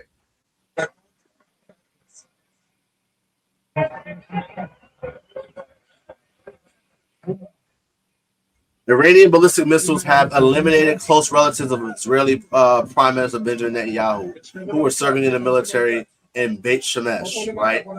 Beit Shemesh or Bayaf Shamash means house of the sun, right? So look at that. Israel's going to get leveled. It's going to be a place of unwalled villages. Look at this. Look at this. 560 soldiers, 8 CENTCOM generals, 12 F-22 25 jets. I wonder how much that costs. How much is an F-25 jet? It was an F-25? F-25 jet.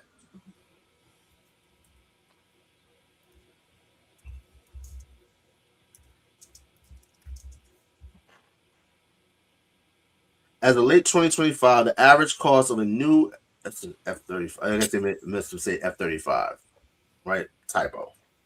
F-35 Lightning jet is $82 million to $89 million per plane. So how many do these niggas lose? So 8? 250 million. Oh no, 8 of What are you them. more than that? 80. Let's do 89 times 8. $712 million. Yeah. That's on one, right? This is that was 12. Salaki. Oh, hold on. 89 times 12. $1 billion and $68 million. Right? Let's look at the F-14s. F-14.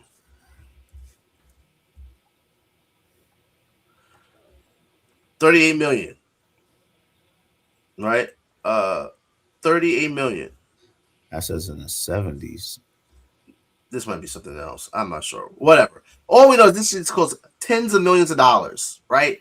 And all this is getting lost because Israel thinks that they're the Israelites. Look what's happening. Israeli security cabinet meeting in Tel Aviv got hit by Iranian hypersonic missiles by Fatah 2. All praises to the Most High God. Right? Damn. It's up for these people, right? Where we at? Footage tracks the arrival of massive Israeli forces on the site of the assassination of Netanyahu and the chief of staff of the Israeli army. It's just all types of turmoil, right? People are saying that even Netanyahu's dead. I doubt he's dead. That rat's probably still alive. Right, I doubt it. I doubt his ass is. Damn. Look at that, bro. Coming to a city near you. Yep. Coming to a city near you, family. Right. So this is why niggas got to get right with the Most High God and keep the commandments, right? But let's continue. Let's get back in Ezekiel 38. Yeah. So it's gonna be a city. It's gonna be a land of unwalled villages because this place has got to get obliterated. Right. Read on. Verse 11, and thou shalt say, I will go up to the land of unwalled villages. I will go to them that are at rest. At rest, right? We're not at rest right now. This is not the land of our rest, right? Israel is the land of our rest, right? Read on. That dwell safely, all of them dwelling without walls, and having neither bars nor gates. We have no walls, we have no bars, we have no gates, right? We're dwelling safely though, because this place is going to be leveled. The land of Israel is going to be leveled, right? Read on. Verse 12, to take a spoil and to take a prey, to turn thine hand upon the desolate places that are now inhabited, and upon the people that are gathered out of the nations, which have gotten cattle and goods that dwell in the midst of the land. Right? So we're going to be dwelling in the land, right? And the evil thought that's going to come into the mind of the chief prince of Meshech, right? Who today is looking like it's Vladimir Putin, is to come in to enslave the Israelites. Because let's think about it. Every great empire has gotten up off of the enslavement of the children of Israel. Okay. Ancient Egypt, Babylon, the Syrians, America, Britain, France, Rome, Greece. The list goes on. They all get rich off of our oppression. So he's like, oh, because think about it, right? Russia was not involved with colonialism. They tried to, right? They tried to. Like, of course, they expanded, right? We looked at Kiev and Rus, right? Let's go back to Kiev and Rus, right? Look at Kiev and Rus, right? Look at what that's at right now, right? Look at that land, but look at what Russia is. Russia, they expand all throughout Asia. So they look at most of the people that are Russian are Asian looking. Look at, for instance, Dimitri. Yep. The niggas is Asian, right? So they did have, they expanded obviously, right? But they weren't able to go outside of Eurasia, right, to get any type of resources or to colonize people, right? And really, when you look at how they expanded, they literally allow these people to have a great level of autonomy, right? So it's not even like what the Western Europeans did. And of course, they went to Alaska, but Alaska, they did nothing with Alaska, right? So he's like, damn, we got America out of the way. In order for me to be great, right? In order for me to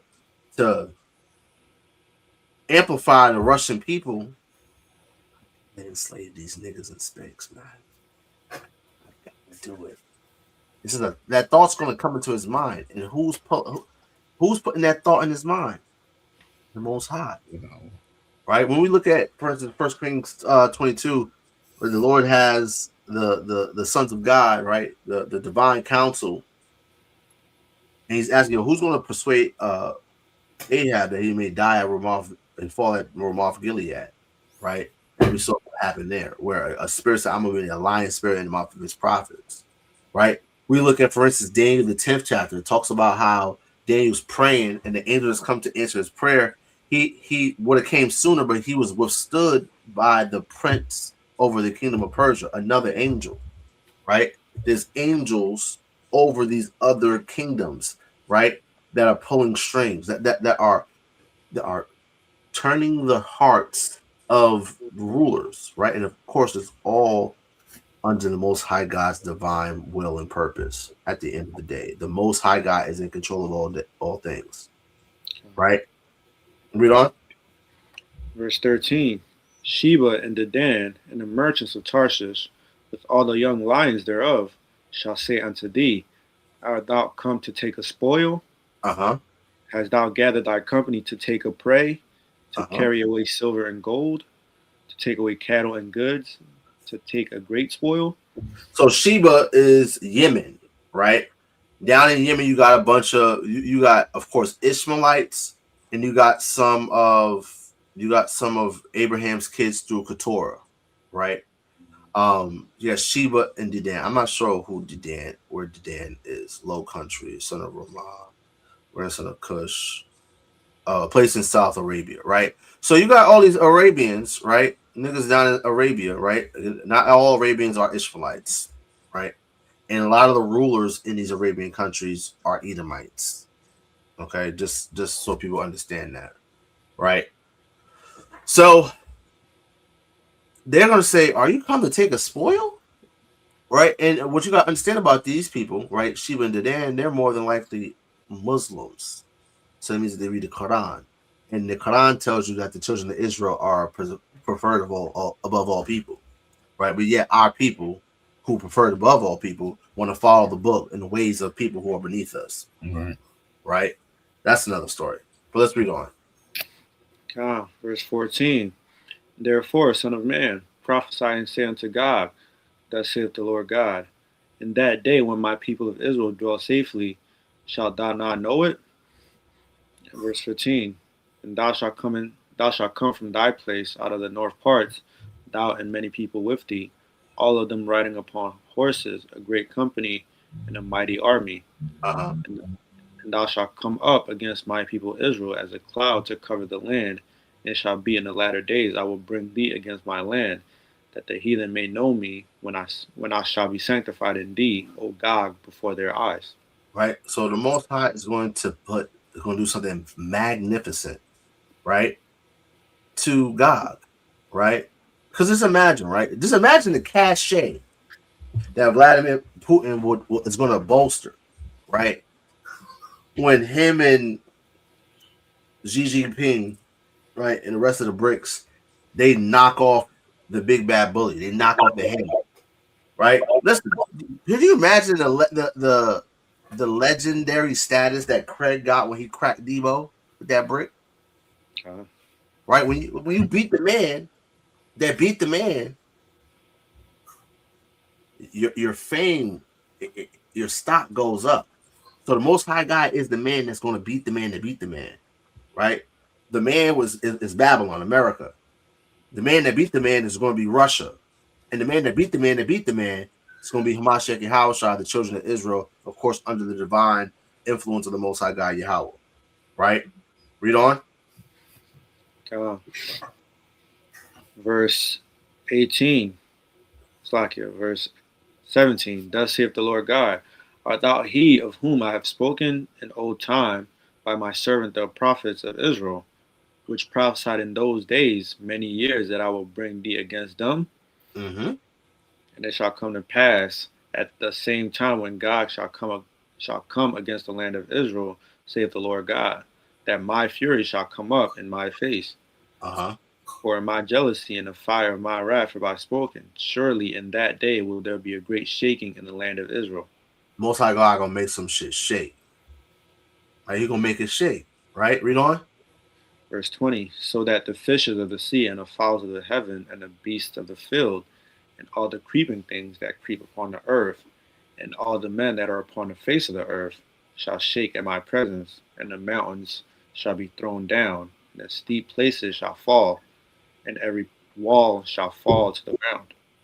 So, I mean, the priest was talking about this earlier, right? Earlier in the week, about we look at the dimensions for the third temple. If you lay out those dimensions over the current land of Israel, it doesn't fit currently. Now, the prophecies say that the Lord's going to create new heavens and new earths, right? Which is twofold. Of course, new heavens, new earth is new rulerships and new people being subjected, but the earth is actually going to be changed, right? The earth will be changed. The book of Zechariah says that when Christ returns, his feet are going to land on the Mount of Olives, and it's going to split in half.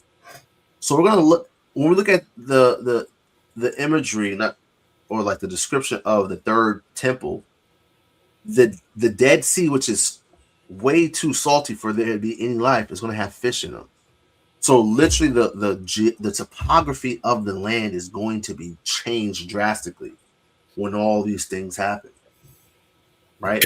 And then we look at the allotments that are given to the children of Israel as what was given when Joshua came into the land and conquered it. It's going to be completely different, right? This is why the scripture says, eyes have not seen, ears have not heard what God has in store for them that love him. Things are drastically going to change, right? But let's continue. Read on. Verse 21. Now shall call for a sword against him through all my mountains, saith the Lord God. Every man's sword shall be against his brother. Verse 22. And I will plead against him with pestilence and with blood, and I will rain upon him and upon his bands, upon the many people that are with him, an overflowing rain, and a great hailstone, fire and brimstone. Verse 23. Thus will I magnify myself and sanctify myself, and I will be known in the eyes of many nations, and they shall know that I am the Lord. So when the Most High God does this magnificent, awe-inspiring, jaw-dropping, just ending, finishing move on God and his bands, they're going to know who the Most High God is, who Yahweh is. When the Most High God delivered the children of Israel out of the land of Egypt, right? Actually, get that from me. My Yahshua says it should no more be said. It's said in Khan. Yeah, right. Get that from me, right? When we came out of the land of Egypt, mind you, we're wandering in the wilderness for 40 years. When we get to the land of Canaan, we get to Jericho. Rahab said, "Listen, we heard what the Lord your God did for you in Egypt, right? And people were afraid. Now we look at the city of Jericho and how it was built, right? Rahab's house and the house of the poor folk was built in the walls of the city, right? And in the inner city where all the rich folk live, right? What was of course higher up, and literally what was happening when we went and circled around Jericho, right? The walls came tumbling down. We didn't besiege Jericho, right? The archaeology actually proves the story in the Bible about Jericho because the wall fell outward. Typically, when you use battering rams against the city wall, the wall and the bricks fall inward. That didn't happen. A rampart and all the earth that was packed in there came down, created a ramp, and we went right up on in there. The Most High God makes some shake, right? The Most High God makes the earth to quake. So we understand seismology. We understand just the practicality of what the Most High God can do and what he will do as it pertains to what he's already promised in his word, right? So things are going to drastically change when the kingdom of Israel is established, right? We see that Jerusalem will be exalted in the top of the mountains, right? We just read here that other mountains are going to be flattened. We just read that. The word that proceedeth out of God's mouth will not return unto him void, right? But bring that out, Mayash, Babu Shah. Come on, this is Jeremiah chapter 16 and verse 14. Yet behold, the days are coming, declares Yahawah, when they will no longer say, as surely as Yahawah lives, who brought the Israelites up out of the land of Israel. Instead, they will say, is this KJV? You're not in the KJV. Nah, it's not the KJV. Salakia. All right, let me get the KJV. Again, Jeremiah 16 and verse 14 in the KJV. Therefore, behold, the days come, saith the Lord, that it shall no more be said, Yahawah liveth, that brought up the children of Israel out of the land of Egypt. But Yahawah liveth, that brought up the children of Israel from the land of the north, and from all the lands whither he had driven them. And I will bring them again into their land that I gave unto their fathers. Right? So, in that, when this happens, right, the Most High God's fame, right, and the dread of his name, the scriptures say that the name of Yahawah is dreadful among the heathen, right? Dreadful. These people are going to be in utter fear, right? When the Most High God is sanctified in us and sanctified in what He does to our enemies, right? When you read in the scriptures, when we would go to war, we would go to war with the Ark of the Covenant, right? And nations would flee before us when the Lord was on our side. This is why the Philistines stole the Ark of the Covenant, put it in the house of their God, right? And all those plagues happened against them, right? Now, when we look at Jeremiah, he prophesies that we won't even think about the Ark of the Covenant. There won't be no more Ark of the Covenant. When you look at the Ezekiel 40's description of the temple, right? The presence of the Lord is just going to be at the house of God. It's just going to be there with us. The presence of the Lord. And of course, the Lamb, Hamashiach Yahawashi, the King, he's his arm. He's going to reign for him on the earth. Right? And the children of Israel are going to rule over all nations. Right? Let's read Ezekiel 39. From the top. Yep. God, that's the book of Ezekiel, chapter 39 and verse 1. Therefore, thou, son of man, prophesy against God, and say, Thus saith the Lord God, Behold, I am against thee, O God, the chief prince of Meshach and Tubal. So God's against the Russians. He's against them, right? Of course, he's using them as he uses all things, right? The Lord created all things for himself, yea, even the wicked for the day of evil, right? So he's using them, and he's against them, right? Read on. God, verse 2. And I will turn thee back and leave but the sixth part of thee, and will cause thee to come up from the north parts, and I will bring upon thee the mountains of Israel. Bring thee upon. Bring thee upon the mountains of Israel. Verse 3. And I will smite thy bow out of thy left hand, and will cause thine arrows to fall out of thy right hand. Right? So all the weapons that they're going to come in with, right? The Most High God is going to smite them out of his hand, right? They're going to be null and void. Read on. Verse 4. Thou shalt fall upon the mountains of Israel, thou and all thy bands, and the people that is with thee. I will give thee unto the ravenous birds of every sort, and unto the beasts of the field to be devoured. Verse 5. Meaning he's going to lay out their bodies going to be laid out in the ravenous birds, the vultures, right? All the predatory scavenger birds are going to eat upon their carcasses, right? Read on. Verse 5. Thou shalt fall upon the open field, for I have spoken it, saith the Lord God. Verse 6. And I will send a fire, on Magog, and upon them that dwell carelessly in the isles, and they shall know that I am the Lord. So it gets even better. The Most High God is going to send fire on random people all over the place, right? In the isles. But there's people telling you that, oh yeah, God's gonna, he's gonna save some of these people. Yeah, okay. Read on. Verse 7. So will I make my holy name known in the midst of my people Israel, and will not let them pollute my holy name anymore.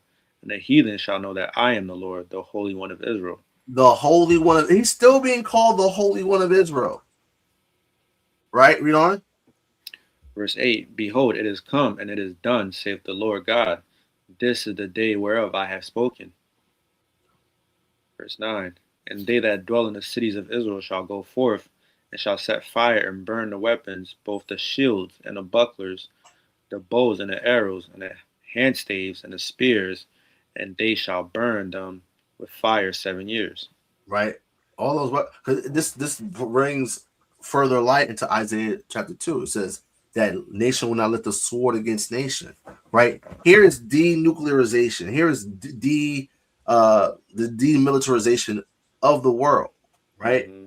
If the nations don't have weapons to fight each other with, then there'll be peace. There will only be peace on earth when the children of Israel are back in the land. But guess what? The people that claim to be Israel, they're the ones starting wars. Imagine that.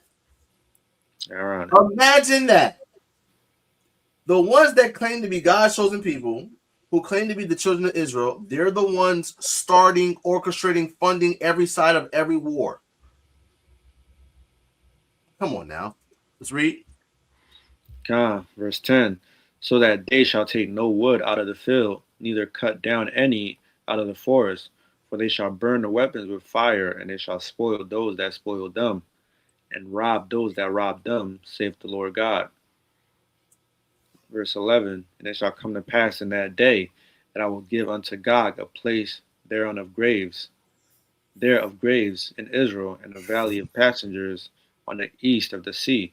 Uh-huh. And it shall stop the noses of the passengers, and there shall they bury Gog and all his multitude, and they shall call it the valley of Hamagog.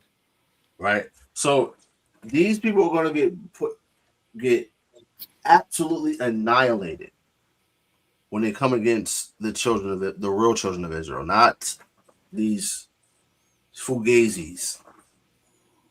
It's going to be so bad that we're going to have to bury all these people, and we're going to name a place the Valley of Haman Agag. Now I want to see what this even means, right? Let's look at this word means.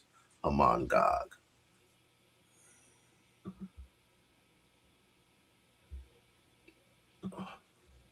Right. Haman Gog, right? The multitude of Gog, right? Name to be given to the Valley of Graves, Raven or Glen, now known as the Raven of the Passengers, located on the east side of the Dead Sea, right? So, and again, the Dead Sea is going to be completely changed geographically, according to biblical prophecy, further in the book of Ezekiel. So, there are some fantastic things that are getting ready to happen, right? But before all of this comes to pass, we have to endure this time of trouble, this time of just gross darkness that the scriptures prophesy that we're going to go through, the time of Jacob's trouble, right? Yes, we are in trouble, and we've been in trouble for a long time, but it's only going to get worse because iniquity shall abound, the hearts of men shall wax cold. It's going to get worse and worse and worse and worse. It only gets worse until it gets better, right? Any questions in the chat? Any questions in the chat? Anything you brothers want to add? Let's. I'll wait for some questions in the chat. Let's just take a look at what's going on in the news, right? You got to be kidding me. You got to be kidding. See, these people are, I don't know, like the level of delusion that these Israeli Zionists have knows no bounds. Yeah, right? I saw where they were saying that Trump was asking for a ceasefire.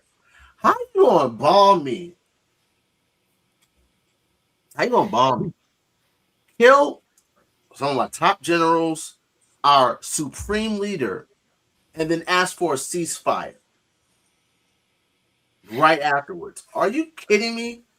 Now, this guy right here is a schmuck of all schmucks, right? This Ben Gavir nigga.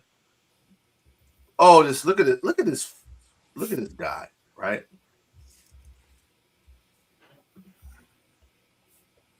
So he is an Israeli politician and lawyer who serves as the Minister of National Security. Like, bro. That man looked like he knew nothing about war. Nothing. He is the leader of the Otzma Yehudit, Jewish Power, an Israeli far-right Kahanis, right, which goes into the priests, an anti-Arab party that won 6 seats in the 2022 legislative election as part of the 37 government of Israel, right? This guy is a big old schmuck, right? He is absolutely horrible, right? Let's take a look at this schmuck in the news. So he was sanctioned by the UK.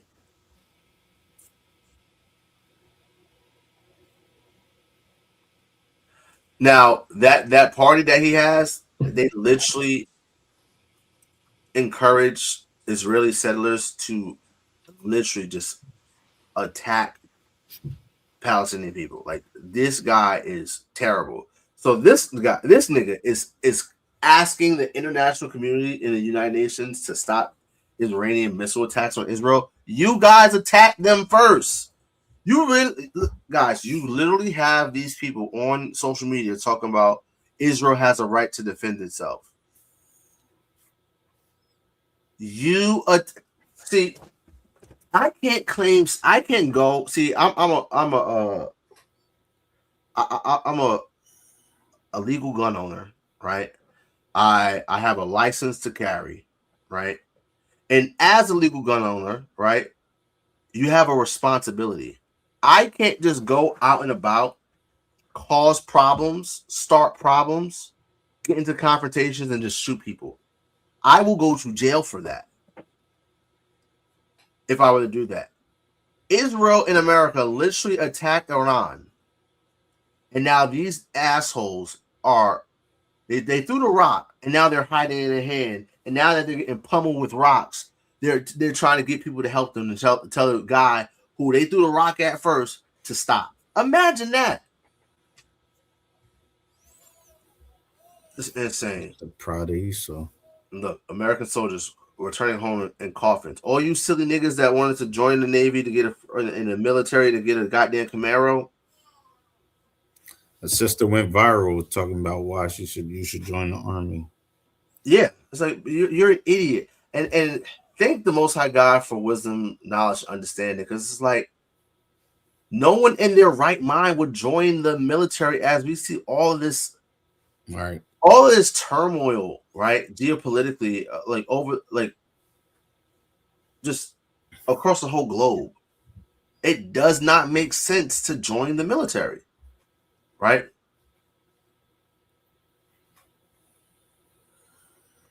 The United States requests a ceasefire through. I think this video right here. Is that real? That was wild. I don't know. Can't tell. It looks kind of AI-ish. That looks AI-ish. That looks very AI-y. I seen that one earlier. That was in that was up in what's the face? In Dubai, I think. What? Hold on.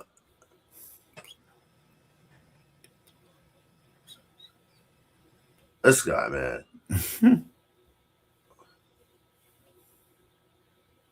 Look at this. This is a U.S. aircraft carrier sunk. So when you got an aircraft carrier sinking, there's probably a lot of niggas that got killed in that. Yeah, them things are not big. That's just like. Now I'm assuming they have life boats and things of that nature. They were some of them able to escape or whatever. But like, come on. And if I were the Iranians, I'd be playing whack-a-mole. All right. Listen. This is insane, right? We're living in an amazing time. What a time to be alive, right? I've been in this truth for 7 years. Yeah, 7 years. It'll be 8 in the fall, and I've seen. It's been times I'm like, damn, we might get out of here. Like I'm thinking we was getting out of here years ago, but Ukraine. Files. Buck Marjorie not releasing the Epstein files. Buck Marjorie telling me, I don't care what you do, fucking Marjorie. If I go down, I'll bring all this up. That's y'all president. Making America great again. This might be real, bro. I don't know. That clean split.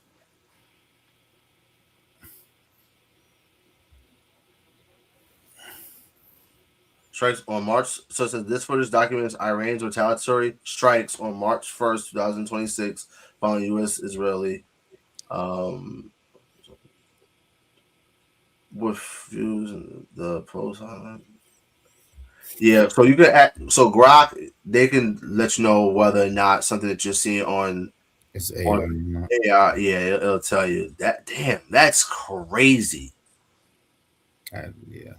All praise to the Most High.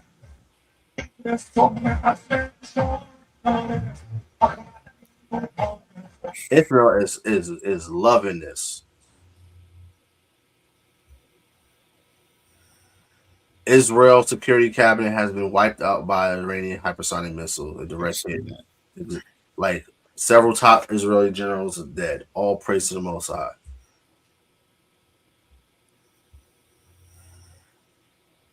They'll tell you no credible news. They got Benny, boy, all praises. No, so they're saying that they got Benny. I don't think they got him. BB, I don't think they got BB. Yeah. That rat bastard, he got up on out of there. Like I heard that he was in freaking Germany. Yeah. So this is from 4 hours ago. Reuters initial reports of the killing of. I'm not sure. Listen.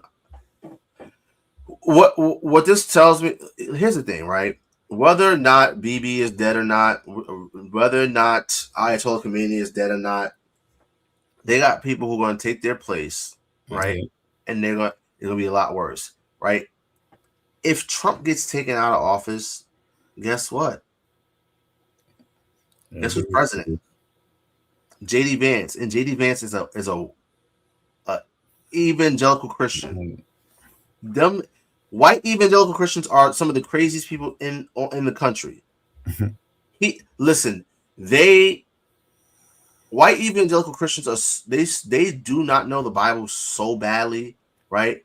And they really believe that the Jewish people are really God's chosen people. They'll do anything because they think that, hey, if we bless them, we'll get blessed. They really believe that. I watched him. He was being interviewed, and he said that verbatim. Mm-hmm. They are Israel, and we're a Christian nation. We're supposed to bless Israel. Yeah. So Iran just took out one of the largest U.S. Israel military facilities in the Middle East. I guess this is Bahrain, not with expensive missiles, but with a drone that cost $1,000. Ain't no way, boy. Like fireworks. That's wild. Yeah, bro. This is amazing. The prophets wish they could be here to see this.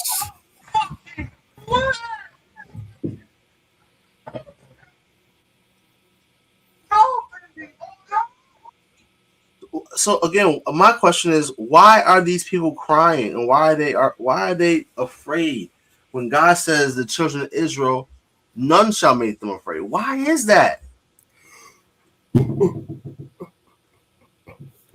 Oh, whoa! Oh, man. On video, Philippine woman.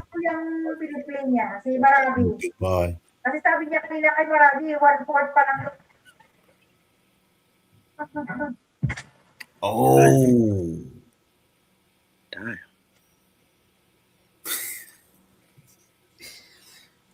Yikes.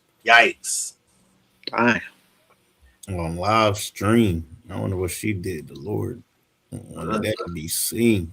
That's crazy. Listen, the Lord is known it. Scripture that the Lord is known in his judgments. Ukrainian President Zelensky says he is ready to help Europe defend its skies amid ongoing strikes in the Middle East. Zelensky, how are you going to help niggas when niggas is helping you? What are you saying? What about your own borders, nigga? Nigga, you've been fucking begging. Russia problems. Nigga, you've been begging for shit for the past, 4 years? 4 years.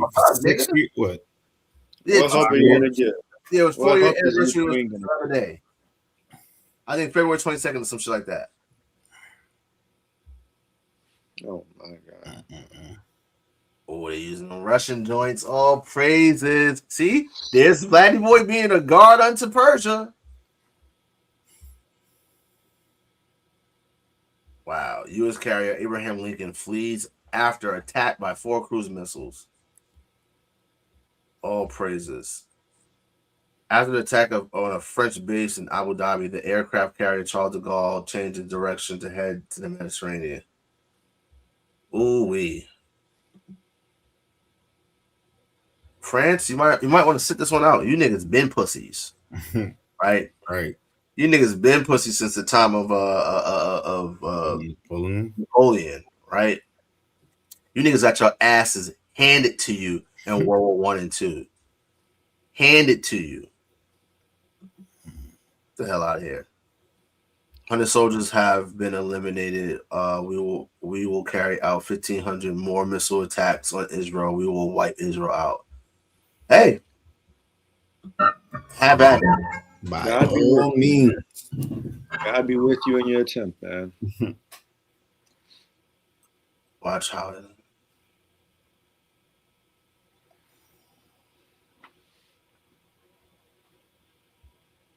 Oh, it avoided some certain ships.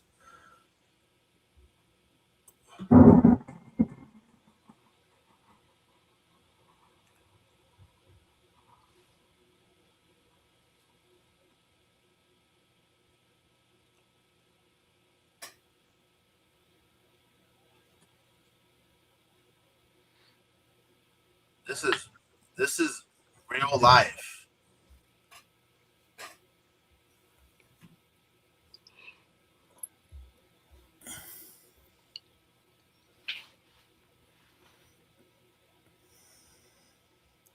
Damn.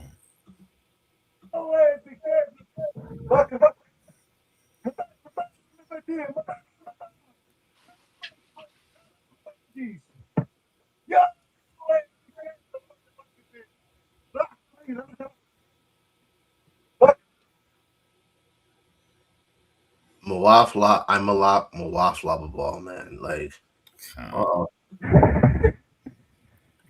miss my mom and dad. What you join the army for? I miss my mom and dad. Follow my page.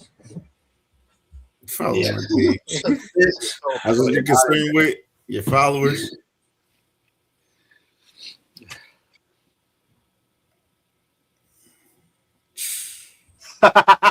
listen, yo, Kim, what's up?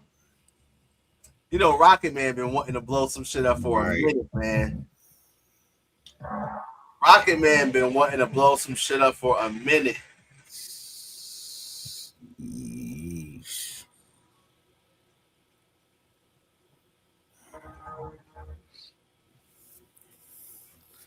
See, the thrusters that gotta be used, man. Said they want, you can have, yeah, come use this. Rocket Man, listen, man. This nigga Kim is a wild bull. He's a wild bull, man. He really want to blow some shit up. He said one such missile could destroy all of Israel. Hey, we shall see. We should see how it should play out. Lord willing, man. Yep, Lord willing. All right, China offers military support to Iran. China offers military support, but it focuses on technology and diplomacy rather than sending soldiers. Military and technical support. Instead of sending troops, Beijing delivers high-tech equipment to help Iran resist supersonic anti-ship missiles. China is accelerating the delivery of CM-302 missiles. They are designed to pierce ship defenses and threaten aircraft carriers in the Persian Gulf. Listen, America and Israel have been playing a game of FAFO. Fuck around and find out. They fucked around. They're in the finding out phase. Mm-hmm.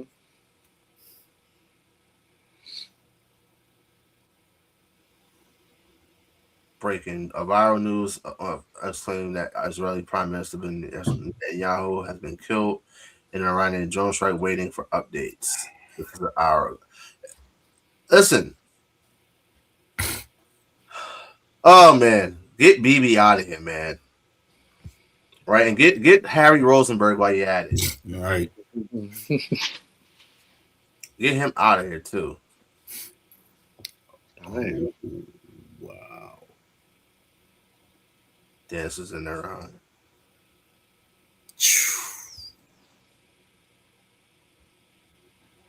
That's crazy. Yeah. So these are the Fatah hypersonic missiles capable of reaching Mach 5 to 15, making them practically unstoppable. They appear red due to friction with the air. You see how fast that is? Right. Shit look like lightning. Yeah.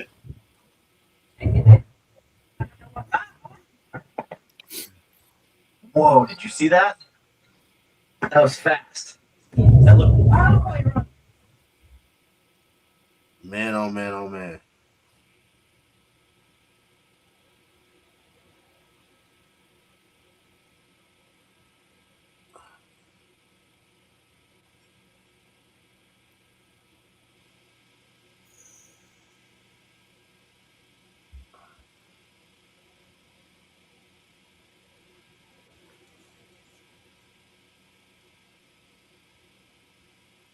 Let's see what this is. Country off the map. I support Iran dropping every single rocket in their arsenal right in the middle of Israel, wiping that entire country off the map. That's what I support. I don't support Iran. I don't support Israel. But of the two, I would rather see Iran wipe out Israel and watch how fast the war ends. The sad part about it is these same veteran content creators have zero knowledge of what's even going on over there. None. They don't spend hours and hours a day researching outside of government propaganda to educate themselves so they can make informed decisions. For those of you, they're saying there's a lot of mutiny in the U.S. military, right? Yeah, they found a whole bunch of rampant in the child porn being passed around rampantly in what? I think the Pentagon or something like that. The Pentagon, yeah. Yeah, listen. This place is sending a mountain up to heaven. Another. Hey, Iran, former Army soldier here. Teach them. Teach them. See, at my age, 48, unlike the rapist and pedophile, even Pete Hegseth, all of them, I've seen the casualties of war. None of it makes sense. It's not worth it. Most importantly, it totally disrupts the continuity of our life. All we want to do is have health care, feel safe, good Wi-Fi, good food, and to be left alone. And I know too much about our government. I used to work for them. Whatever you got going on in Israel, that's y'all, right? It's no one's business. Yes? I'm not going to apologize for the actions of this rapist and pedophile because I don't speak on behalf of him. I don't like him. But whatever you need to do, please do it. Please liberate yourselves and please send a message to America. I can't say Israel because I'm not Israeli. America. Do whatever you need to do, Iran. I know the history between us. I know back in the 60s, we used to do business, and it was this country that fucked you over. I dig it. China, Russia, Pakistan. Hey, America is weak right now. If you need to make a power move, do it. Americans have failed. We have. See, I've been saying, like, yo, China needs to invade Taiwan. They need to do it. Because if they do it, then what has to happen? America has to go and try to go stop them over there. And it's just like, again, going back to Jeremiah 50, the Most High God has set a snare for them and they've fallen into the trap. Mm-hmm. Right? Oh, yeah, man.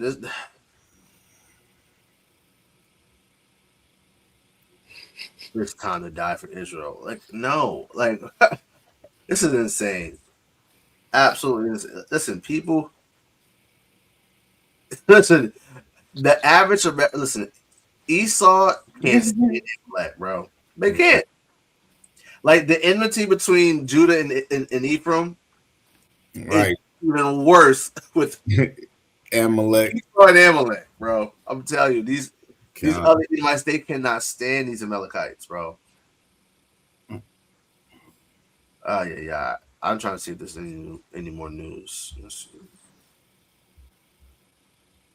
refresh. See what else we got going on. Urgent interest.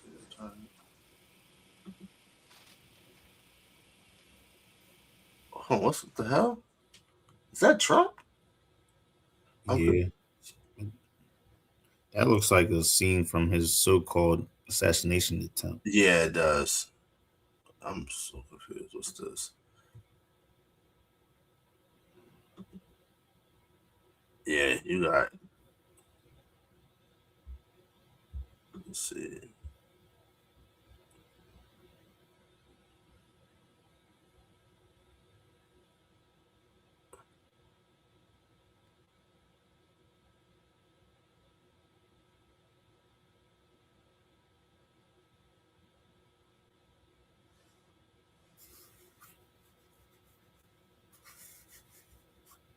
What is Elon talking about? Elon just be running his fucking mouth. I can't stand that fucking dude.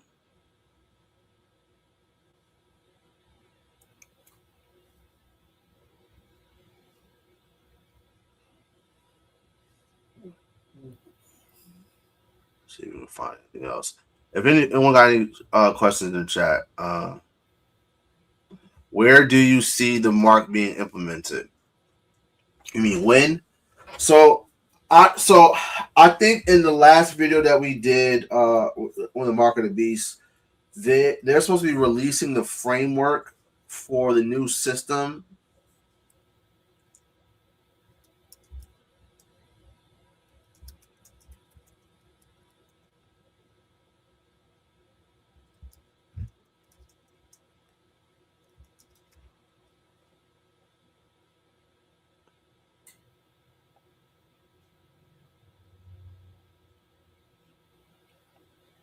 Right. So I believe that framework is supposed to be being released to the banks.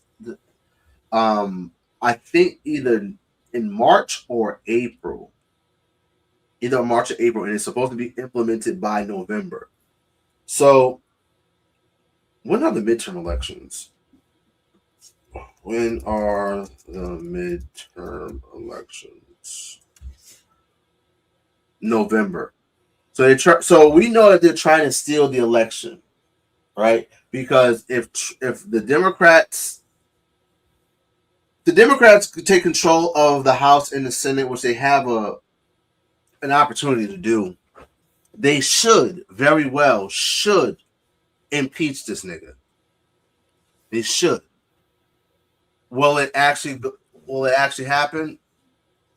Only time will tell, right? But the new system was to be implemented around November as well, from what we went into during our last live on the Mark of the Beast. So I can honestly see the mark being, it could get implemented this year, right? Or at least the framework for it to be implemented will be implemented this year, right? We could see it next year. But what we got to really look at is how this war is going to destroy the economy.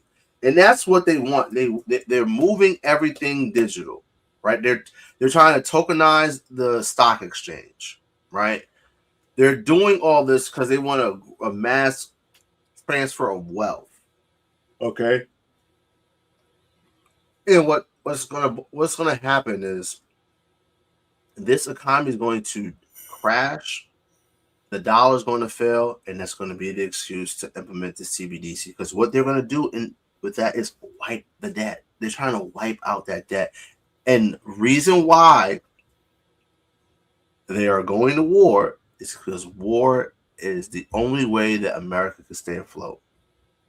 It's the only way. But again, Babylon cannot be healed. All right, take balm for her. But Babylon was not healed. Right, this place is finished. This place is going to be destroyed.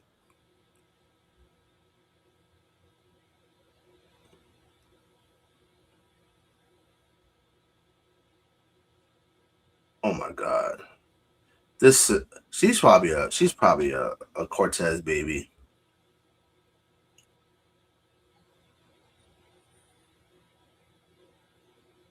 Oh, hold on.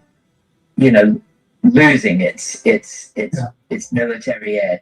If Israel got in a full-scale war with Iran and was actually, losing its military edge,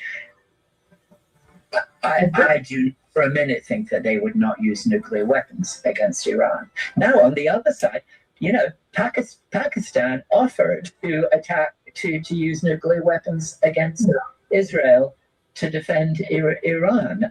If Israel got in a full-scale war with... Now, I don't foresee that happening because the fallout would be insane, and that's our land. That doesn't mean that something miraculous of the Most High could not, of course, heal the land, but I don't see that happening. Definitely don't see that happening. But we are in a unprecedented times, and shit's getting crazy. All right, any other questions?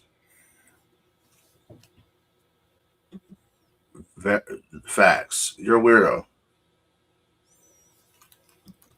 I don't know who the two witnesses are. I don't know who exactly they are.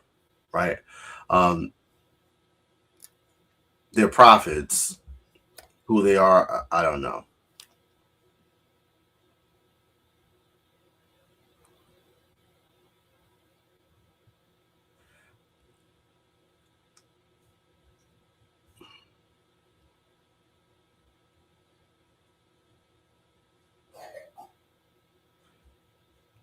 Yeah, this guy Scott Ritter, he's always on Redacted. He's a former UN weapons inspector, and they all know that Iran doesn't have nuclear missiles. They don't have nuclear capabilities, but of course, because Bibi said so.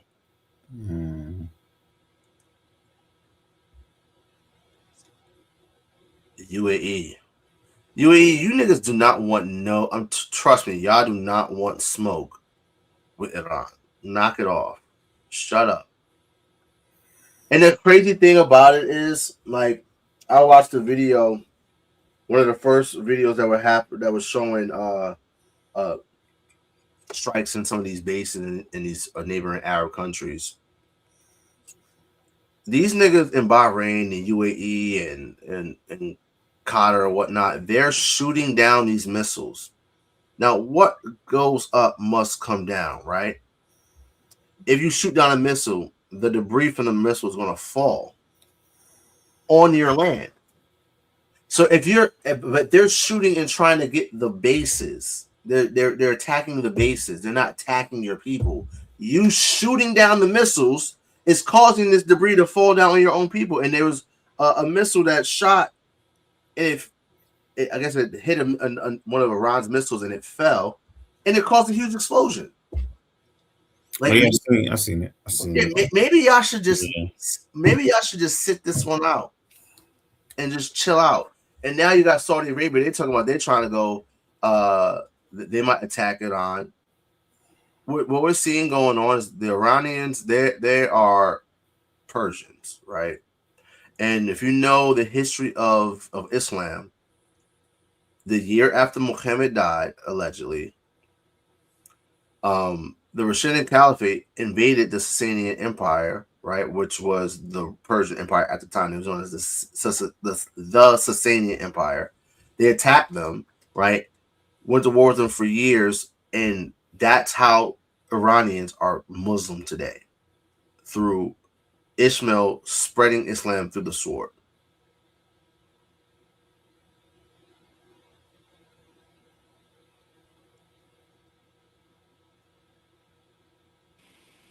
Yeah, I'm about to get out of here, though. I can. We're gonna wrap up soon. Any other questions? Do you think they attacked during Ramadan because they knew people would be weaker, like how seemingly Levi attacked? Listen, I was thinking that the other day, King Chronicles. I'm like, damn, they did shit during Ramadan. I'm like, that's actually kind of smart, but it's still backfiring.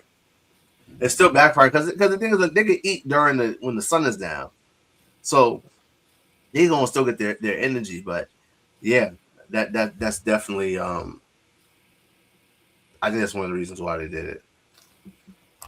But yeah, family, we're gonna wrap it up with that. We're gonna give all praises, all glory, all honor to the Most High God, whose name is Yahawah. Of course, we do so in the name of His only begotten Son, Mashiach Yahawashi, who the world inwardly calls Jesus Christ. Till next time, Shalawam and Matawathya. Shalom. Ball.